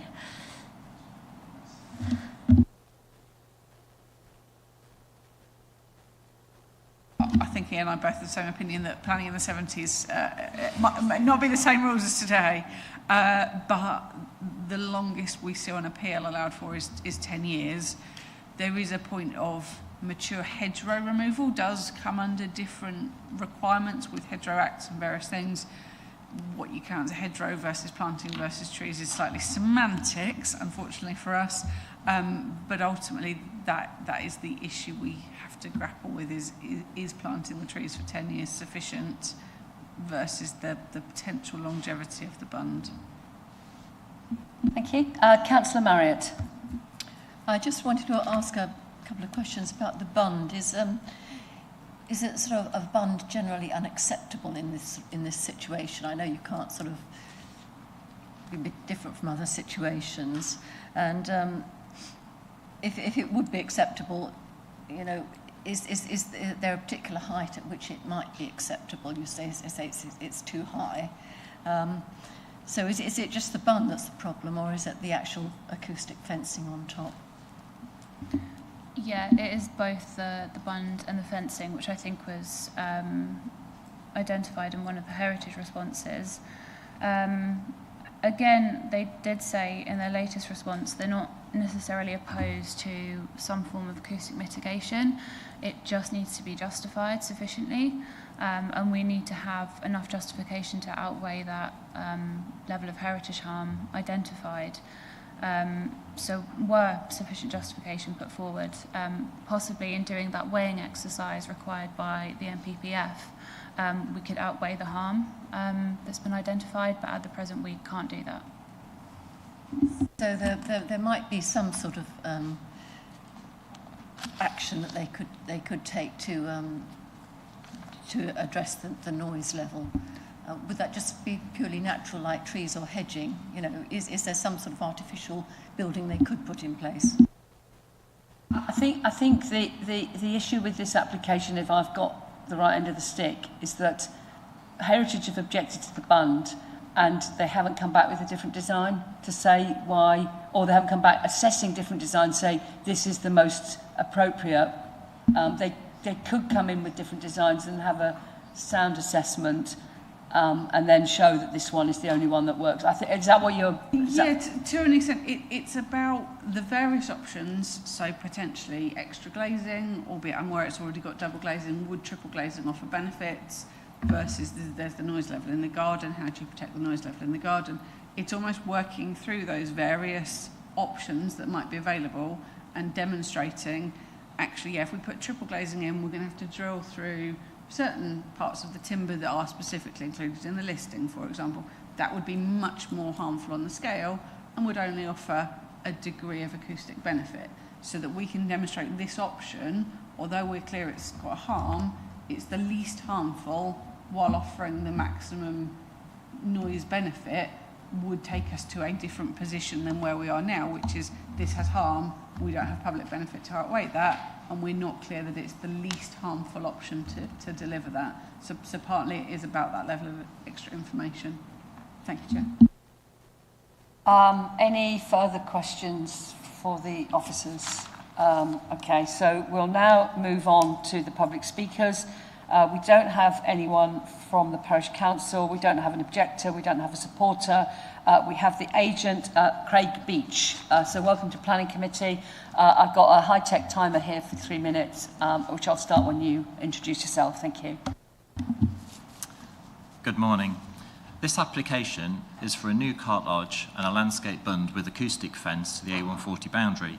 The council support the amended cart lodge scheme, and the reason this proposal is being discussed at committee is purely the landscape bund. The long-term owners of the house have watched traffic levels on the A140 increase over the years. They did all they could when renovating the dwelling with listed building consent. They fitted double glazing, insulated the walls between studs and carefully restored their listed house. They can do no more to the dwelling, as we have evidenced in our previous documents.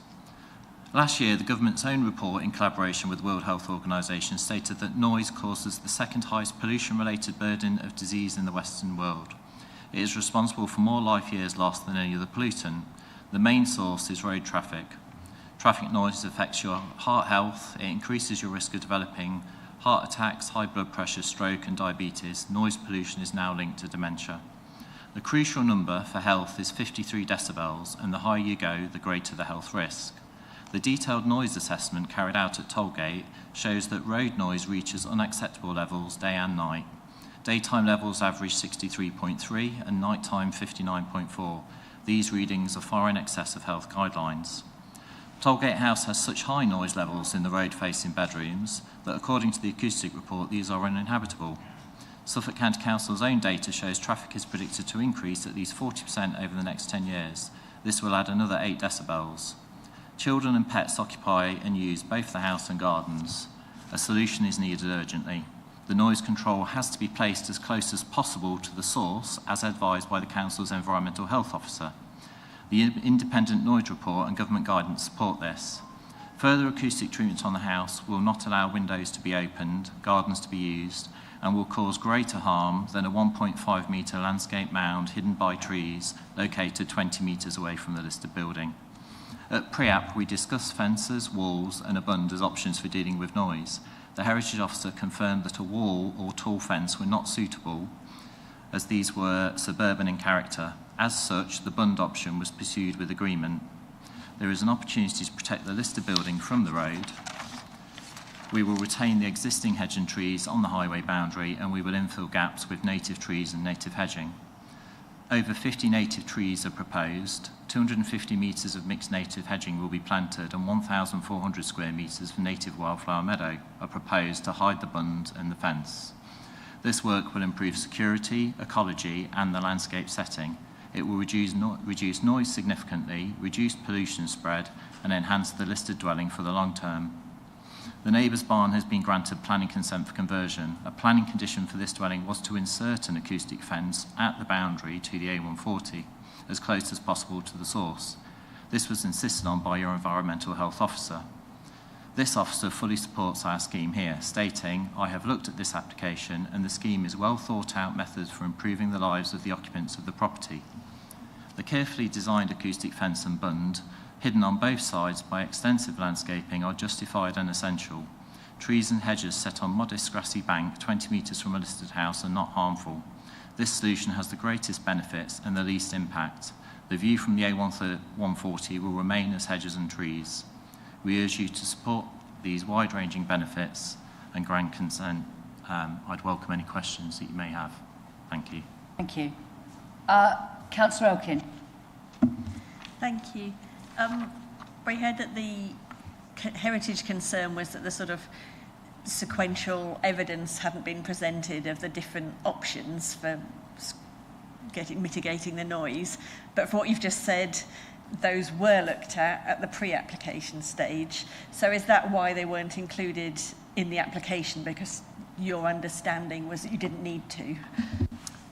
Correct. We had very helpful discussions with the council at pre-application stage, and the Heritage Officer was very helpful in those discussions, and we considered a fence and the visual impacts that might have, and a brick wall, and all were looked at in acoustic terms, but also in landscape terms, and we decided, and the advice given was that a fence would be too suburban in this context. And equally, a wall would have quite an impact when viewed from the A140, so a more landscape solution was pursued. The council, through the application process, have asked for further justification, and there are some emails and a detailed response to one of those looking at all the possibilities for acoustic treatment on both the house and the boundary, and why we didn't pursue those options, either because of cost or because of the high impact on the heritage asset, if you were to insulate it on the facade, for example. So everything else was considered, and this was deemed to be the least harmful option with the greatest benefits. Thank you. Can I just ask a follow-up? So it's almost a technicality that you feel that the information is there, it just wasn't included in the package put forward with the planning application. We did provide, so there is a very detailed, I think you've probably got it in the pack, the noise report, which looked at options, and the advice from the council's own environmental health officer is you've got to place that acoustic treatment as close as possible to the source, and the source is actually tyre noise on the A140, and it's very significant in the early hours of the morning as vehicles start moving to the port. So that acoustic treatment really should go at the boundary. If it's on the dwelling, you can't open your windows, you can't use your garden, it doesn't solve that problem. And I think if you don't treat that, then you've got a heritage asset that is going to become uninhabitable as that traffic noise just increases with time. Thank you. Any further questions? Could I just ask the officers, the agent there has said that there was a document that went through the options, but you're saying that we don't have the evidence. So can you just clarify the document that the agent is talking about is not deemed to be detailed enough? Is that the problem? That's correct. So the noise assessment, while very useful in exploring the noise impact and potential benefits of the scheme, did not go into heritage harm. What we were really looking for is what would the heritage impact be of every single mitigation option, weighed against what would the acoustic benefit be. So in the absence of the heritage information, that wasn't sufficient to outweigh the harm. Thank you. Any further questions for the agent? Okay, now we move on to the ward member, Councillor Stringer. Over to you. Yeah, thank you. You notice I've called this to committee because having a listed building is a pleasure, being a custodian of a listed building, but it's also a burden and a responsibility, one that can be quite substantial in modern terms, in terms of cost. So Tollgate Farm now being a residential dwelling, and it's been completely refurbished and done up to a very high standard, and it's become a modern home.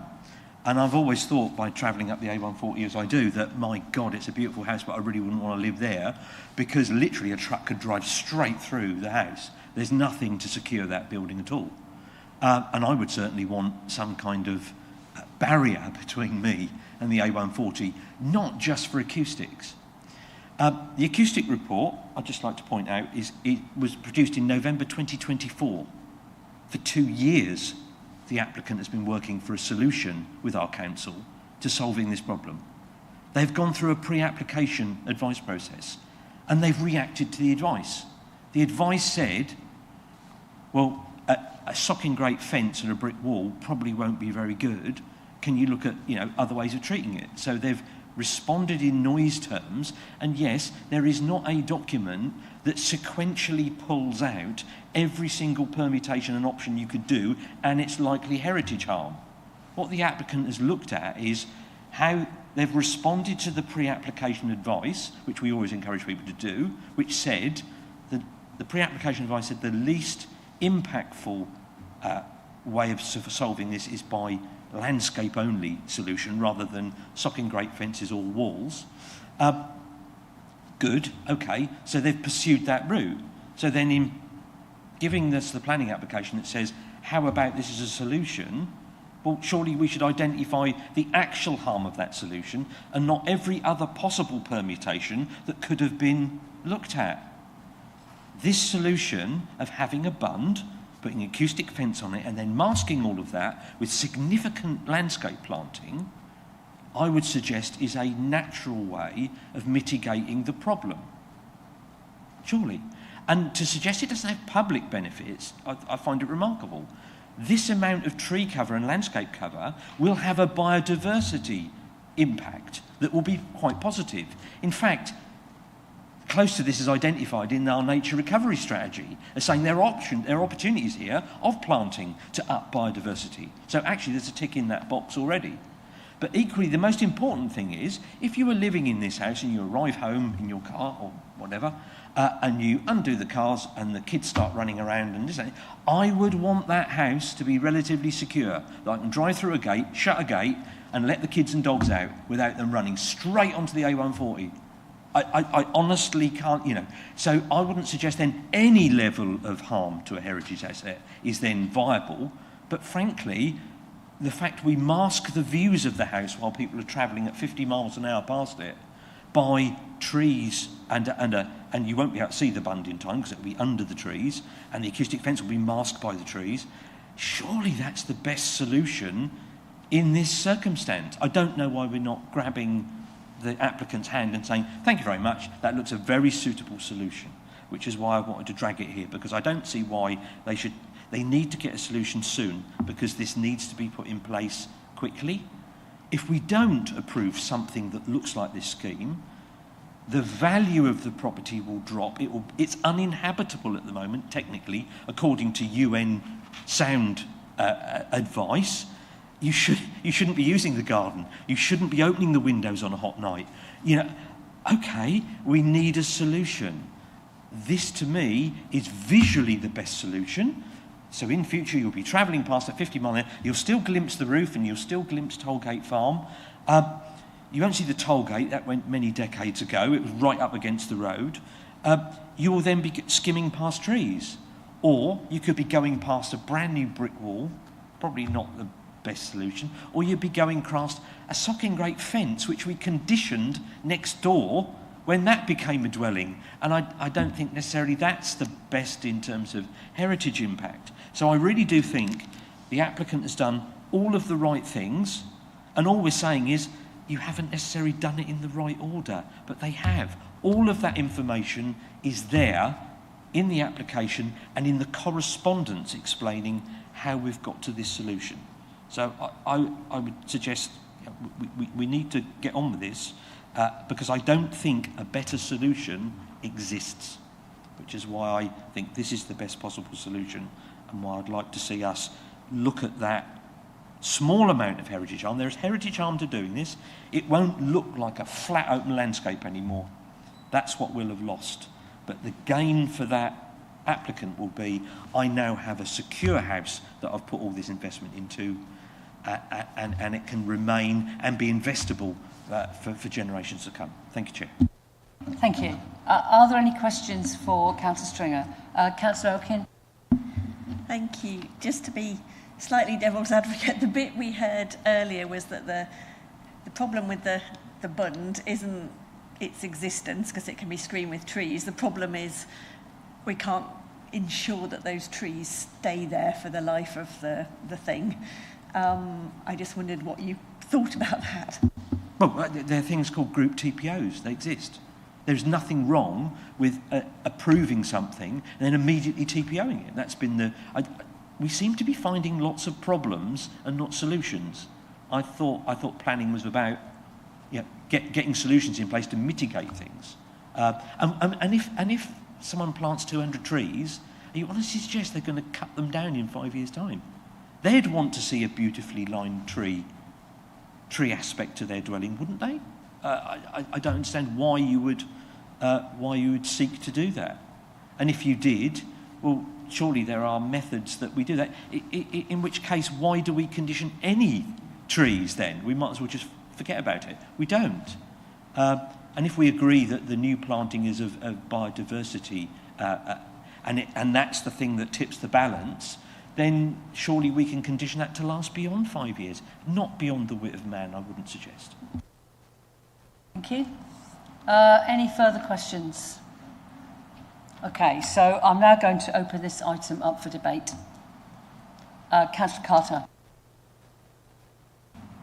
Rather than debate, I propose that we in favour of the bund with a condition of a 10-year on the trees, with looking to a group TPO on the trees once established. Thank you. We have a proposer. Does anyone wish to second? Councillor Haddingham, did you want to say anything now? But I don't really think the TPO or the tenure thing is necessarily necessary, because like the ward member said, why would you plant all those trees and then let them die? Clearly they want the trees exactly for the reason they're planting them, which is to provide some acoustic barrier, and visually they will want the trees to survive as well. So I really don't think there's that's necessary, but I'm happy for it to be there.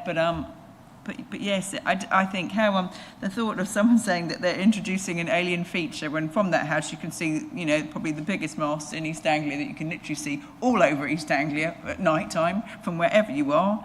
It seems crazy to think they're worried about a small little bund that you won't be able to see, and it's going to make everything look better, frankly, from all sides. Anyway, yeah. Thank you. So that you're seconding. Does anyone else wish to make a comment? Councillor Penny? Yeah, I would just like to say I've seen bunds and planting used as noise suppression throughout the county. It's a common solution. When roads are built these days, like the A140, it's not uncommon to see huge great fences and bunds and lots of planting used as noise suppression as part of the conditions of the roads getting permission. So I think with having to have this infrastructure of major roads, we need to have solutions alongside them. I know the A140's historic, but these days, and those such conditions didn't apply then. But were that road built today, they would be building some noise suppression as part of the conditioning of the creation of the road. So,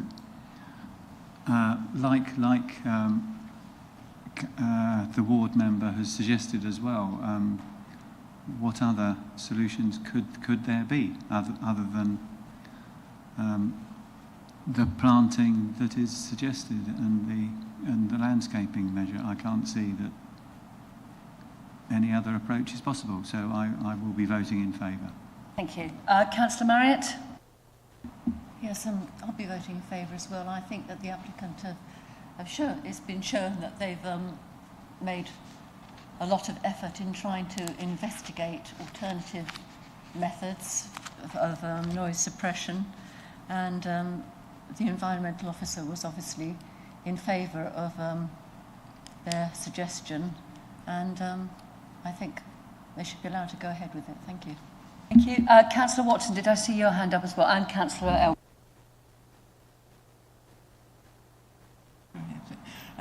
Yeah, I think I would be in favour of granting this application. I think it could be argued that, as people have said, there is some public benefit in terms of the increased amount of tree and hedge planting, the biodiversity, and also the fact that it's going to make the house habitable in the long term, in the future, and there are members of the public living in the house that will be benefited. So I think, I would be in favour of it. Thank you. Councillor Elkin? Thank you, Chair. I just want to say thank you to the officer, because it sounds like, even if we aren't agreeing with you, it seems positive for Mid-Suffolk that we have officers who really care about the landscape and heritage and are putting this much thought into it. But I think on this occasion, I mean, originally when I was listening, I was thinking, maybe I'll propose that we defer it to give the applicant a chance to give you the information, but it sounds like it is in there, and I felt reassured that they had really looked at the different options. And like everybody else, I've seen things where there's a big fence or a big wall along the A140, and to me that's much more visually intrusive. So something that's behind a great big hedge and series of trees, I think ultimately will blend into the background. Personally, I would really like to see, I didn't know a group TPO existed. I would really love to see that, because I appreciate the current applicant is going to want those trees and will protect them, but houses get sold, things change. So if there's anything we can do to ensure that that planting stays for the life of the bund, I'd really appreciate if we could look at that, because that seems to be the thing that's mitigating the harm to the landscape, that you don't see this big pile of soil. So yeah, that's where I've come down, and if we can do anything about that, then I would be happy to support this. Thank you. Thank you. I just think that fair enough, there is this less than substantial harm to the listed building. The photographs of the area which you took along the track, which I think is part of the access arrangements, look like a completely open, what I refer to as the prairies. And I'm sure in the historic times there would have been hedges. And they've gone because it's not economical to farm small fields. So all the hedges get grubbed out and we end up with what I refer to as vast great prairie fields. And it does look really, really open. So putting a few extra trees along the edge of that track, to me, is not ruining the historic landscape. It's almost like putting it back to where it might have been 200 years ago. Okay, the bund is not a historic, there never would have been a bund, but then again, the A140 was probably a dirt track that had a few carts on it, and there was a toll house, and that's gone, so that's already compromised the setting of the farmhouse next door, the cottage or whatever it's called next door.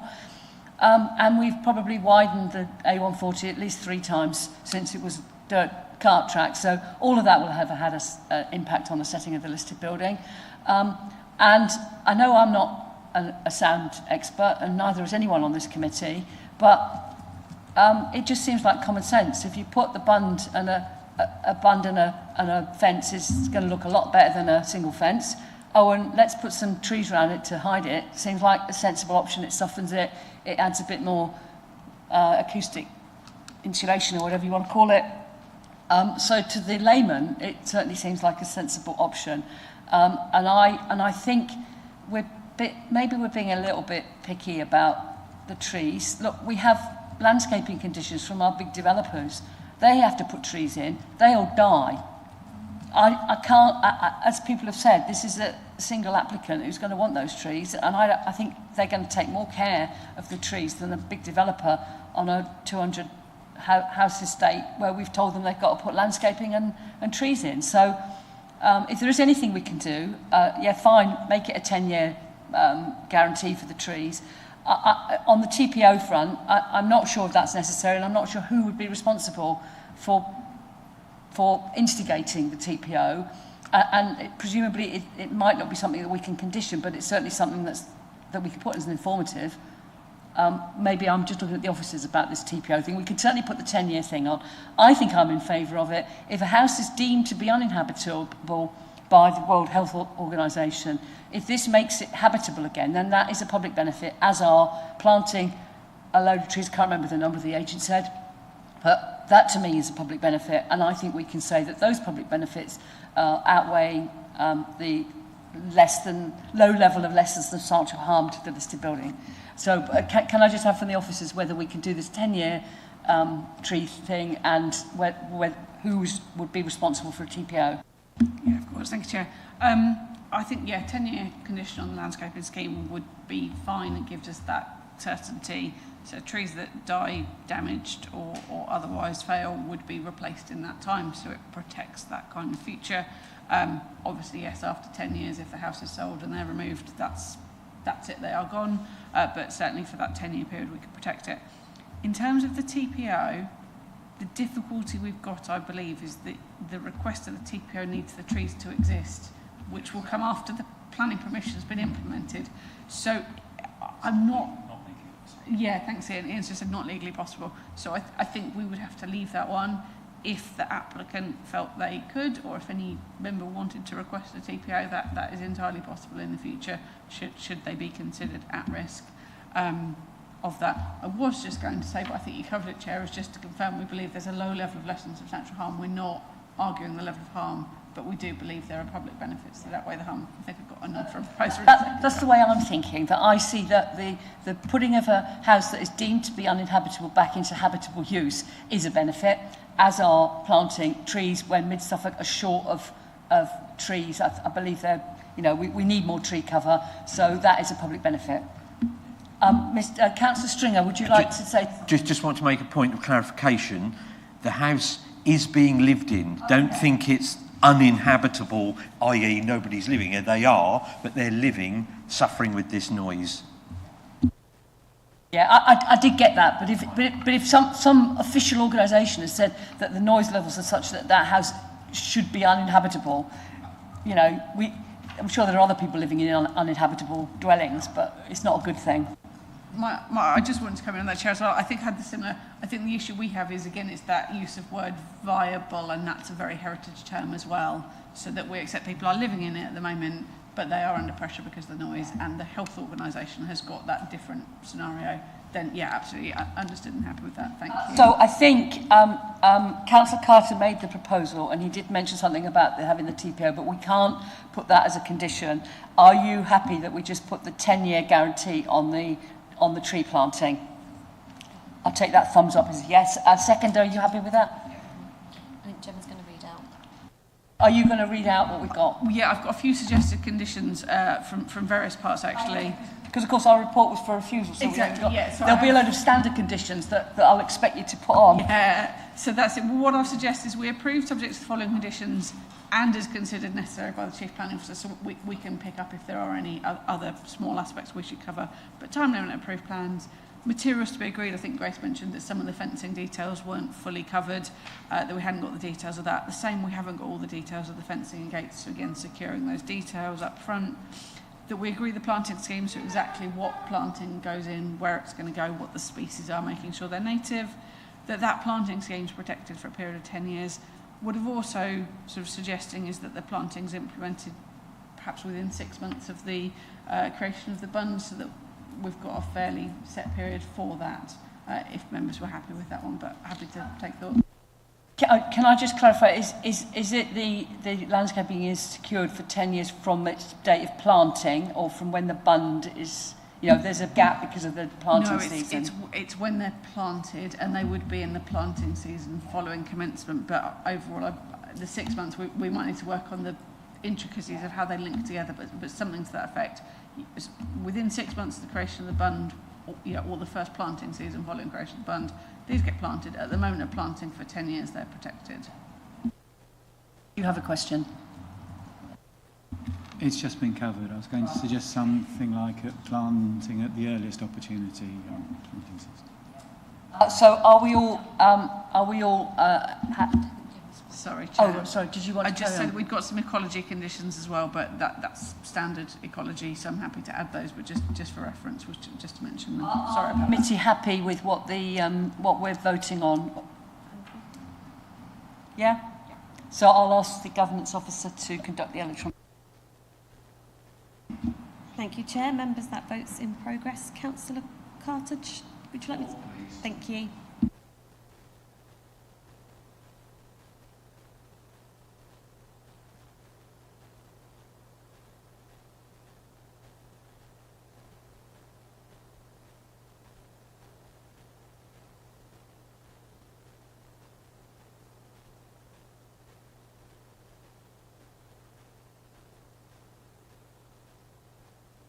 Thank you, members. Chair, that's 7 votes for. That's unanimous. Thank you. I'm going to propose that we carry on, because the next 2 applications hopefully won't take quite as long as these first 2. So we'll just have a little pause while the planning officers just swap seats, and then we'll move to item 8C.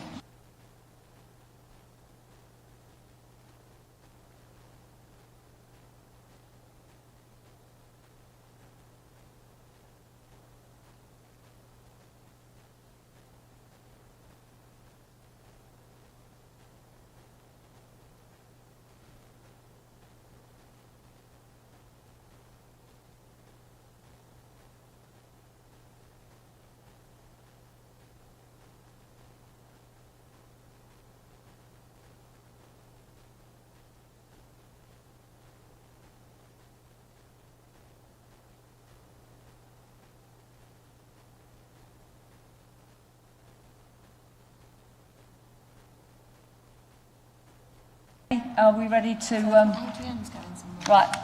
Pardon? Adrienne's just going to the toilet. Oh, Adrienne's, is she...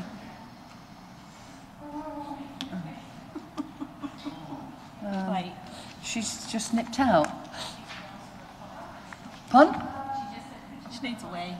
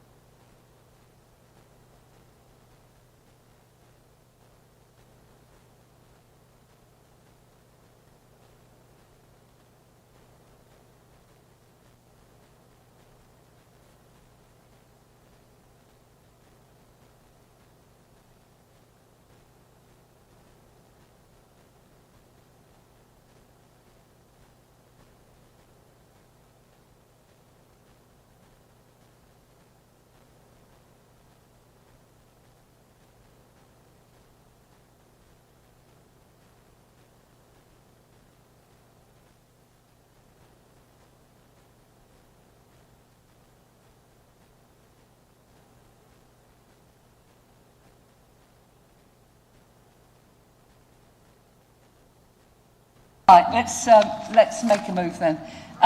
We're going to move to item 8C, which is DC 26-01288 at 52 Egret Drive, Stowmarket. And I will invite Finlay Mackenzie to introduce the application to committee. Thank you, Chair. So this application, as you said, is in 52 Egret Drive in Stowmarket. So this application is before the committee today, as the applicant is a close family member of someone who is employed at Mid-Suffolk District Council. And for reference, Condition 8 of the permission that was granted the housing estate removed permitted development rights for Class E, so that's for outbuildings, so sheds, stuff like that. Otherwise, this outbuilding would have been considered permitted development, so they would not have needed to submit for a planning application. This is a wider view of the site. You can sort of see it here in the orange in the middle. To the north is the Crest Nicholson Aspen Grange site, and to the west is the Charles Industrial Estate within Stowmarket. Here's a closer view of the site, so you can see the Charles Industrial Estate and then the sort of housing estate around the sort of square layout there. And this is the constraints. So there are 2 listed buildings nearby, and it's within the settlement boundary for Stowmarket. Here's the red line plan. So you can see it's end of a terrace of 4 dwellings, and it has an existing shed in the back garden as well. This is the block plan. So you can see in white here where the proposed shed would go. It would be half a metre from each of the boundaries. This is the plan of like the floor plan, roof plan, so it would be a very simple 3 metres by 3 metre structure. And this is the front elevation, so this would look out into the garden space with bifold doors. It's 2.4 metres high. There's a slight slope of just 20 centimetres to give it a slight pitch for rainwater and whatnot to slide off. And this is the rear elevation, so this is the smallest section which would be against the fencing. So, Stowmarket Town Council had no objection. There were no other consultees. And the conditions are our standard conditions and a restriction on the use of the outbuilding as well, which is standard for domestic outbuildings. Here are some pictures of the site. This is the front elevation with the existing shed and the parking. This is, again, the existing shed and the fence and their sort of bin storage. This is facing the house, so where that metal structure is here is roughly where the outbuilding would go. It's sort of this sort of awning structure type of thing. Here you can see it better. So I'm stood in the alleyway behind the house here. So this is, I guess, technically a public viewpoint, but I can't imagine that many members of the public are going around the back of the house here. And again, you can see the awning just here. And this is the existing fence between the two dwellings.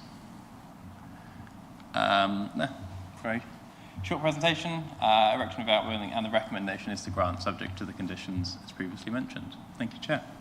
Thank you. Does anybody have any questions of the officer? Okay, thank you. And we don't have any public speakers on this case, so I'm just going to open this straight up for debate. If anyone, Councillor Penny. Propose that we accept the application. It wouldn't appear to interfere with the amenity of any of the neighbouring properties, and I can't see any problem with it. Thank you. And it looks like we had two hands going up almost instantaneously, so I'll take Councillor Carter. Are you seconding? I'm having a second as there are existing buildings similar to that in the area. Yeah. Anyone else wish to make any comment? No, I mean, given that this would normally be permitted development, and the only reason it's come to committee is because it's a close member of a staff member, and I really don't think there's any problem with it. It's a pretty simple garden room in their garden, and if that's what they want, and it's not harming anybody else, so I think we'll just go straight to the vote, if that's okay. I'll ask the governance officer. Thank you, Chair. Members, that vote is in progress. Councillor Carter, for. Thank you.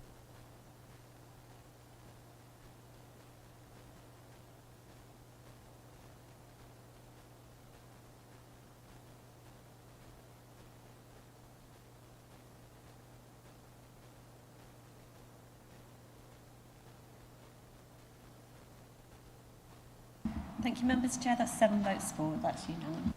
Thank you. So now we'll just move straight on to item 8D, which is DC 26000601 at 5 Montgomery Cottages, Stonham Road, Mickfield. And again, that's invite Finlay Mackenzie to introduce the application to committee. Thank you, Chair. So, yeah, as you said, this is in Mickfield, 5 Montgomery Cottages. So this application is before the committee today as Mid-Suffolk District Council is both the applicant and the landowner for this application. So this is the wide aerial view here. Yeah, you can see it sort of within the sort of the ribbon development along the road here with all the sort of more modern houses this side and sort of older houses along that side. And a closer view in here as well. So it's in a row of I think they're post-war council houses. Montgomery Cottages, I believe, is named after General Montgomery from the Second World War. That's a little fun fact.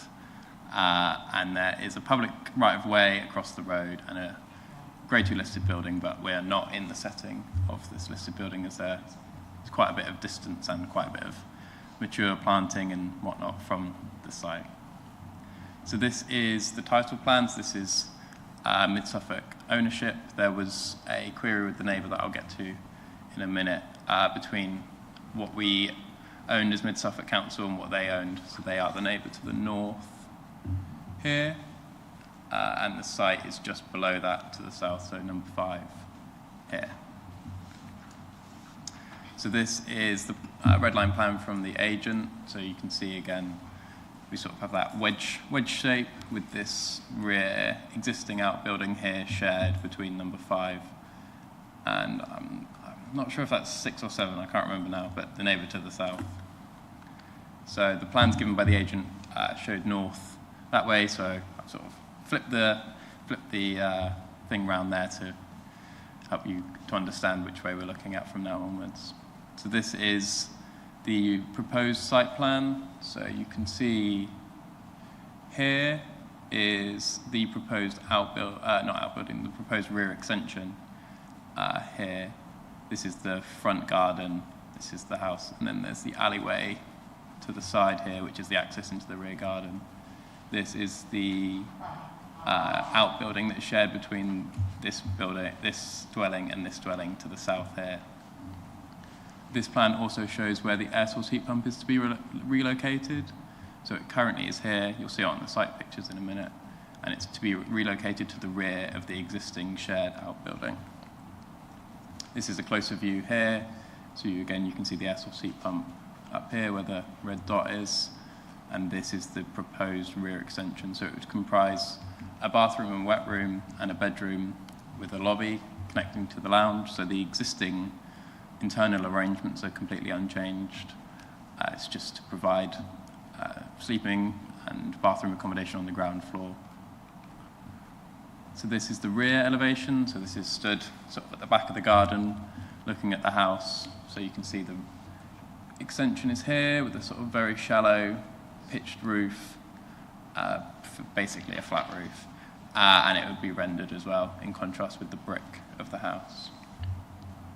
So again, this is the view from the side, so from the south. So that's the frosted glass window into the bathroom and the access door with a ramp there, as you can see, into the bedroom. And this is from the side where the neighbour's fence to the north is, so there's no windows proposed on that side. We had one consultee comment, which was the parish council who supported it. And we had one neighbour comment, that was the neighbour to the north. They raised concerns about the accuracy of the site boundary as shown on the submitted plans, but they had no objection in principle to the proposed extension. These concerns about the accuracy of the site boundary were resolved as the agent submitted new plans. They did raise other concerns, but they're not material planning issues, so there's a covenant which says that Mid-Suffolk Council has to upkeep the fence between the two dwellings in a good condition. They were worried that with the extension being close to the boundary that might impact it, but that is separate from planning. That would be resolved, between our assets team and the neighbour as well. These are the conditions, so again, standard conditions and the site photos. So this is the front elevation here. This is the rear elevation. Similarly with Alex, I didn't realise until I got back that there were two children in this window, so I've blurred them out, just in case you were wondering why that window was blurred. There's the existing air source heat pump, which is to be relocated. This is the fence here. There is some planting here, which has been slightly removed. I believe more of it is to be removed to accommodate the rear extension, but it is planting within someone's garden, so it's not subject to BNG or any sort of ecological issues.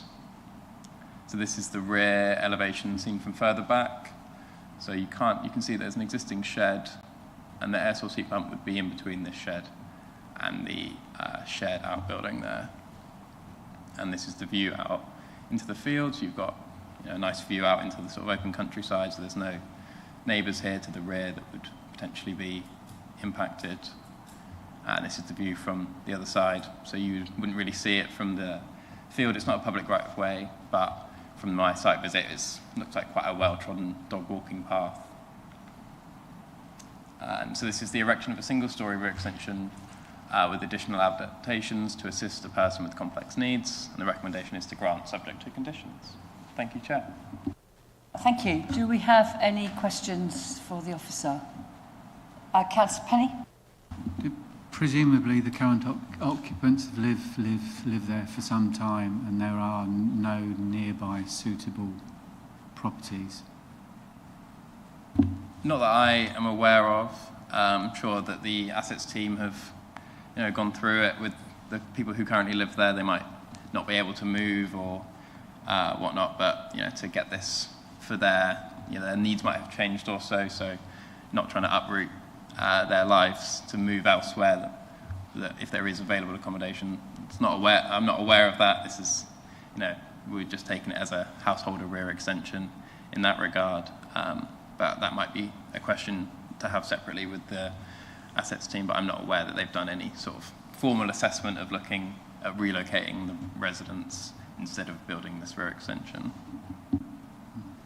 Councillor Marriott? What were the conditions on acceptance? Well, the conditions are the standard time limit, so the 3 years for commencement, the approved plans, biodiversity enhancements, that would be bat box or a B brick, that's fairly standard on all of our householder applications. Materials, so just confirmation of the type of render and what the windows will be made of. Again, standard, so there's nothing too onerous or sort of overly conditioned, just the sort of standard rear extension conditions. Did I see someone else? Councillor Elkin.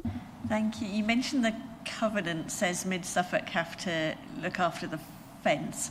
Appreciate that's not part of this application, but if this is built, does it then make it impossible to follow that covenant and look up, will it be no longer accessible?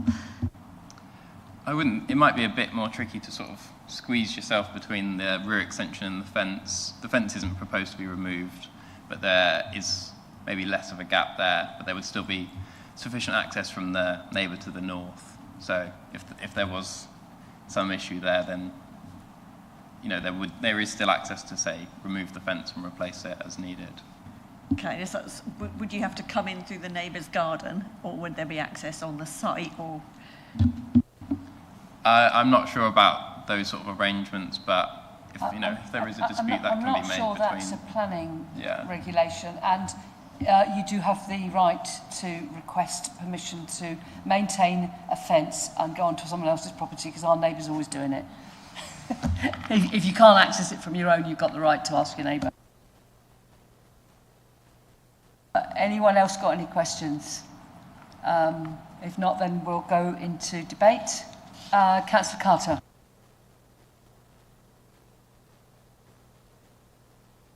Certainly.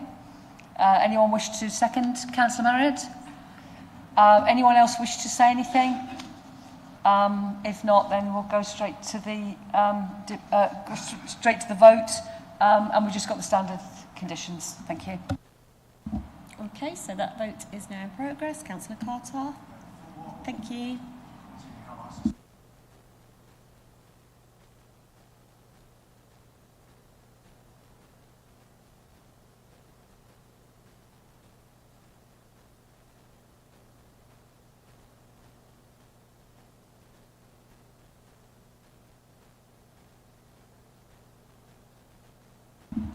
Thank you, members.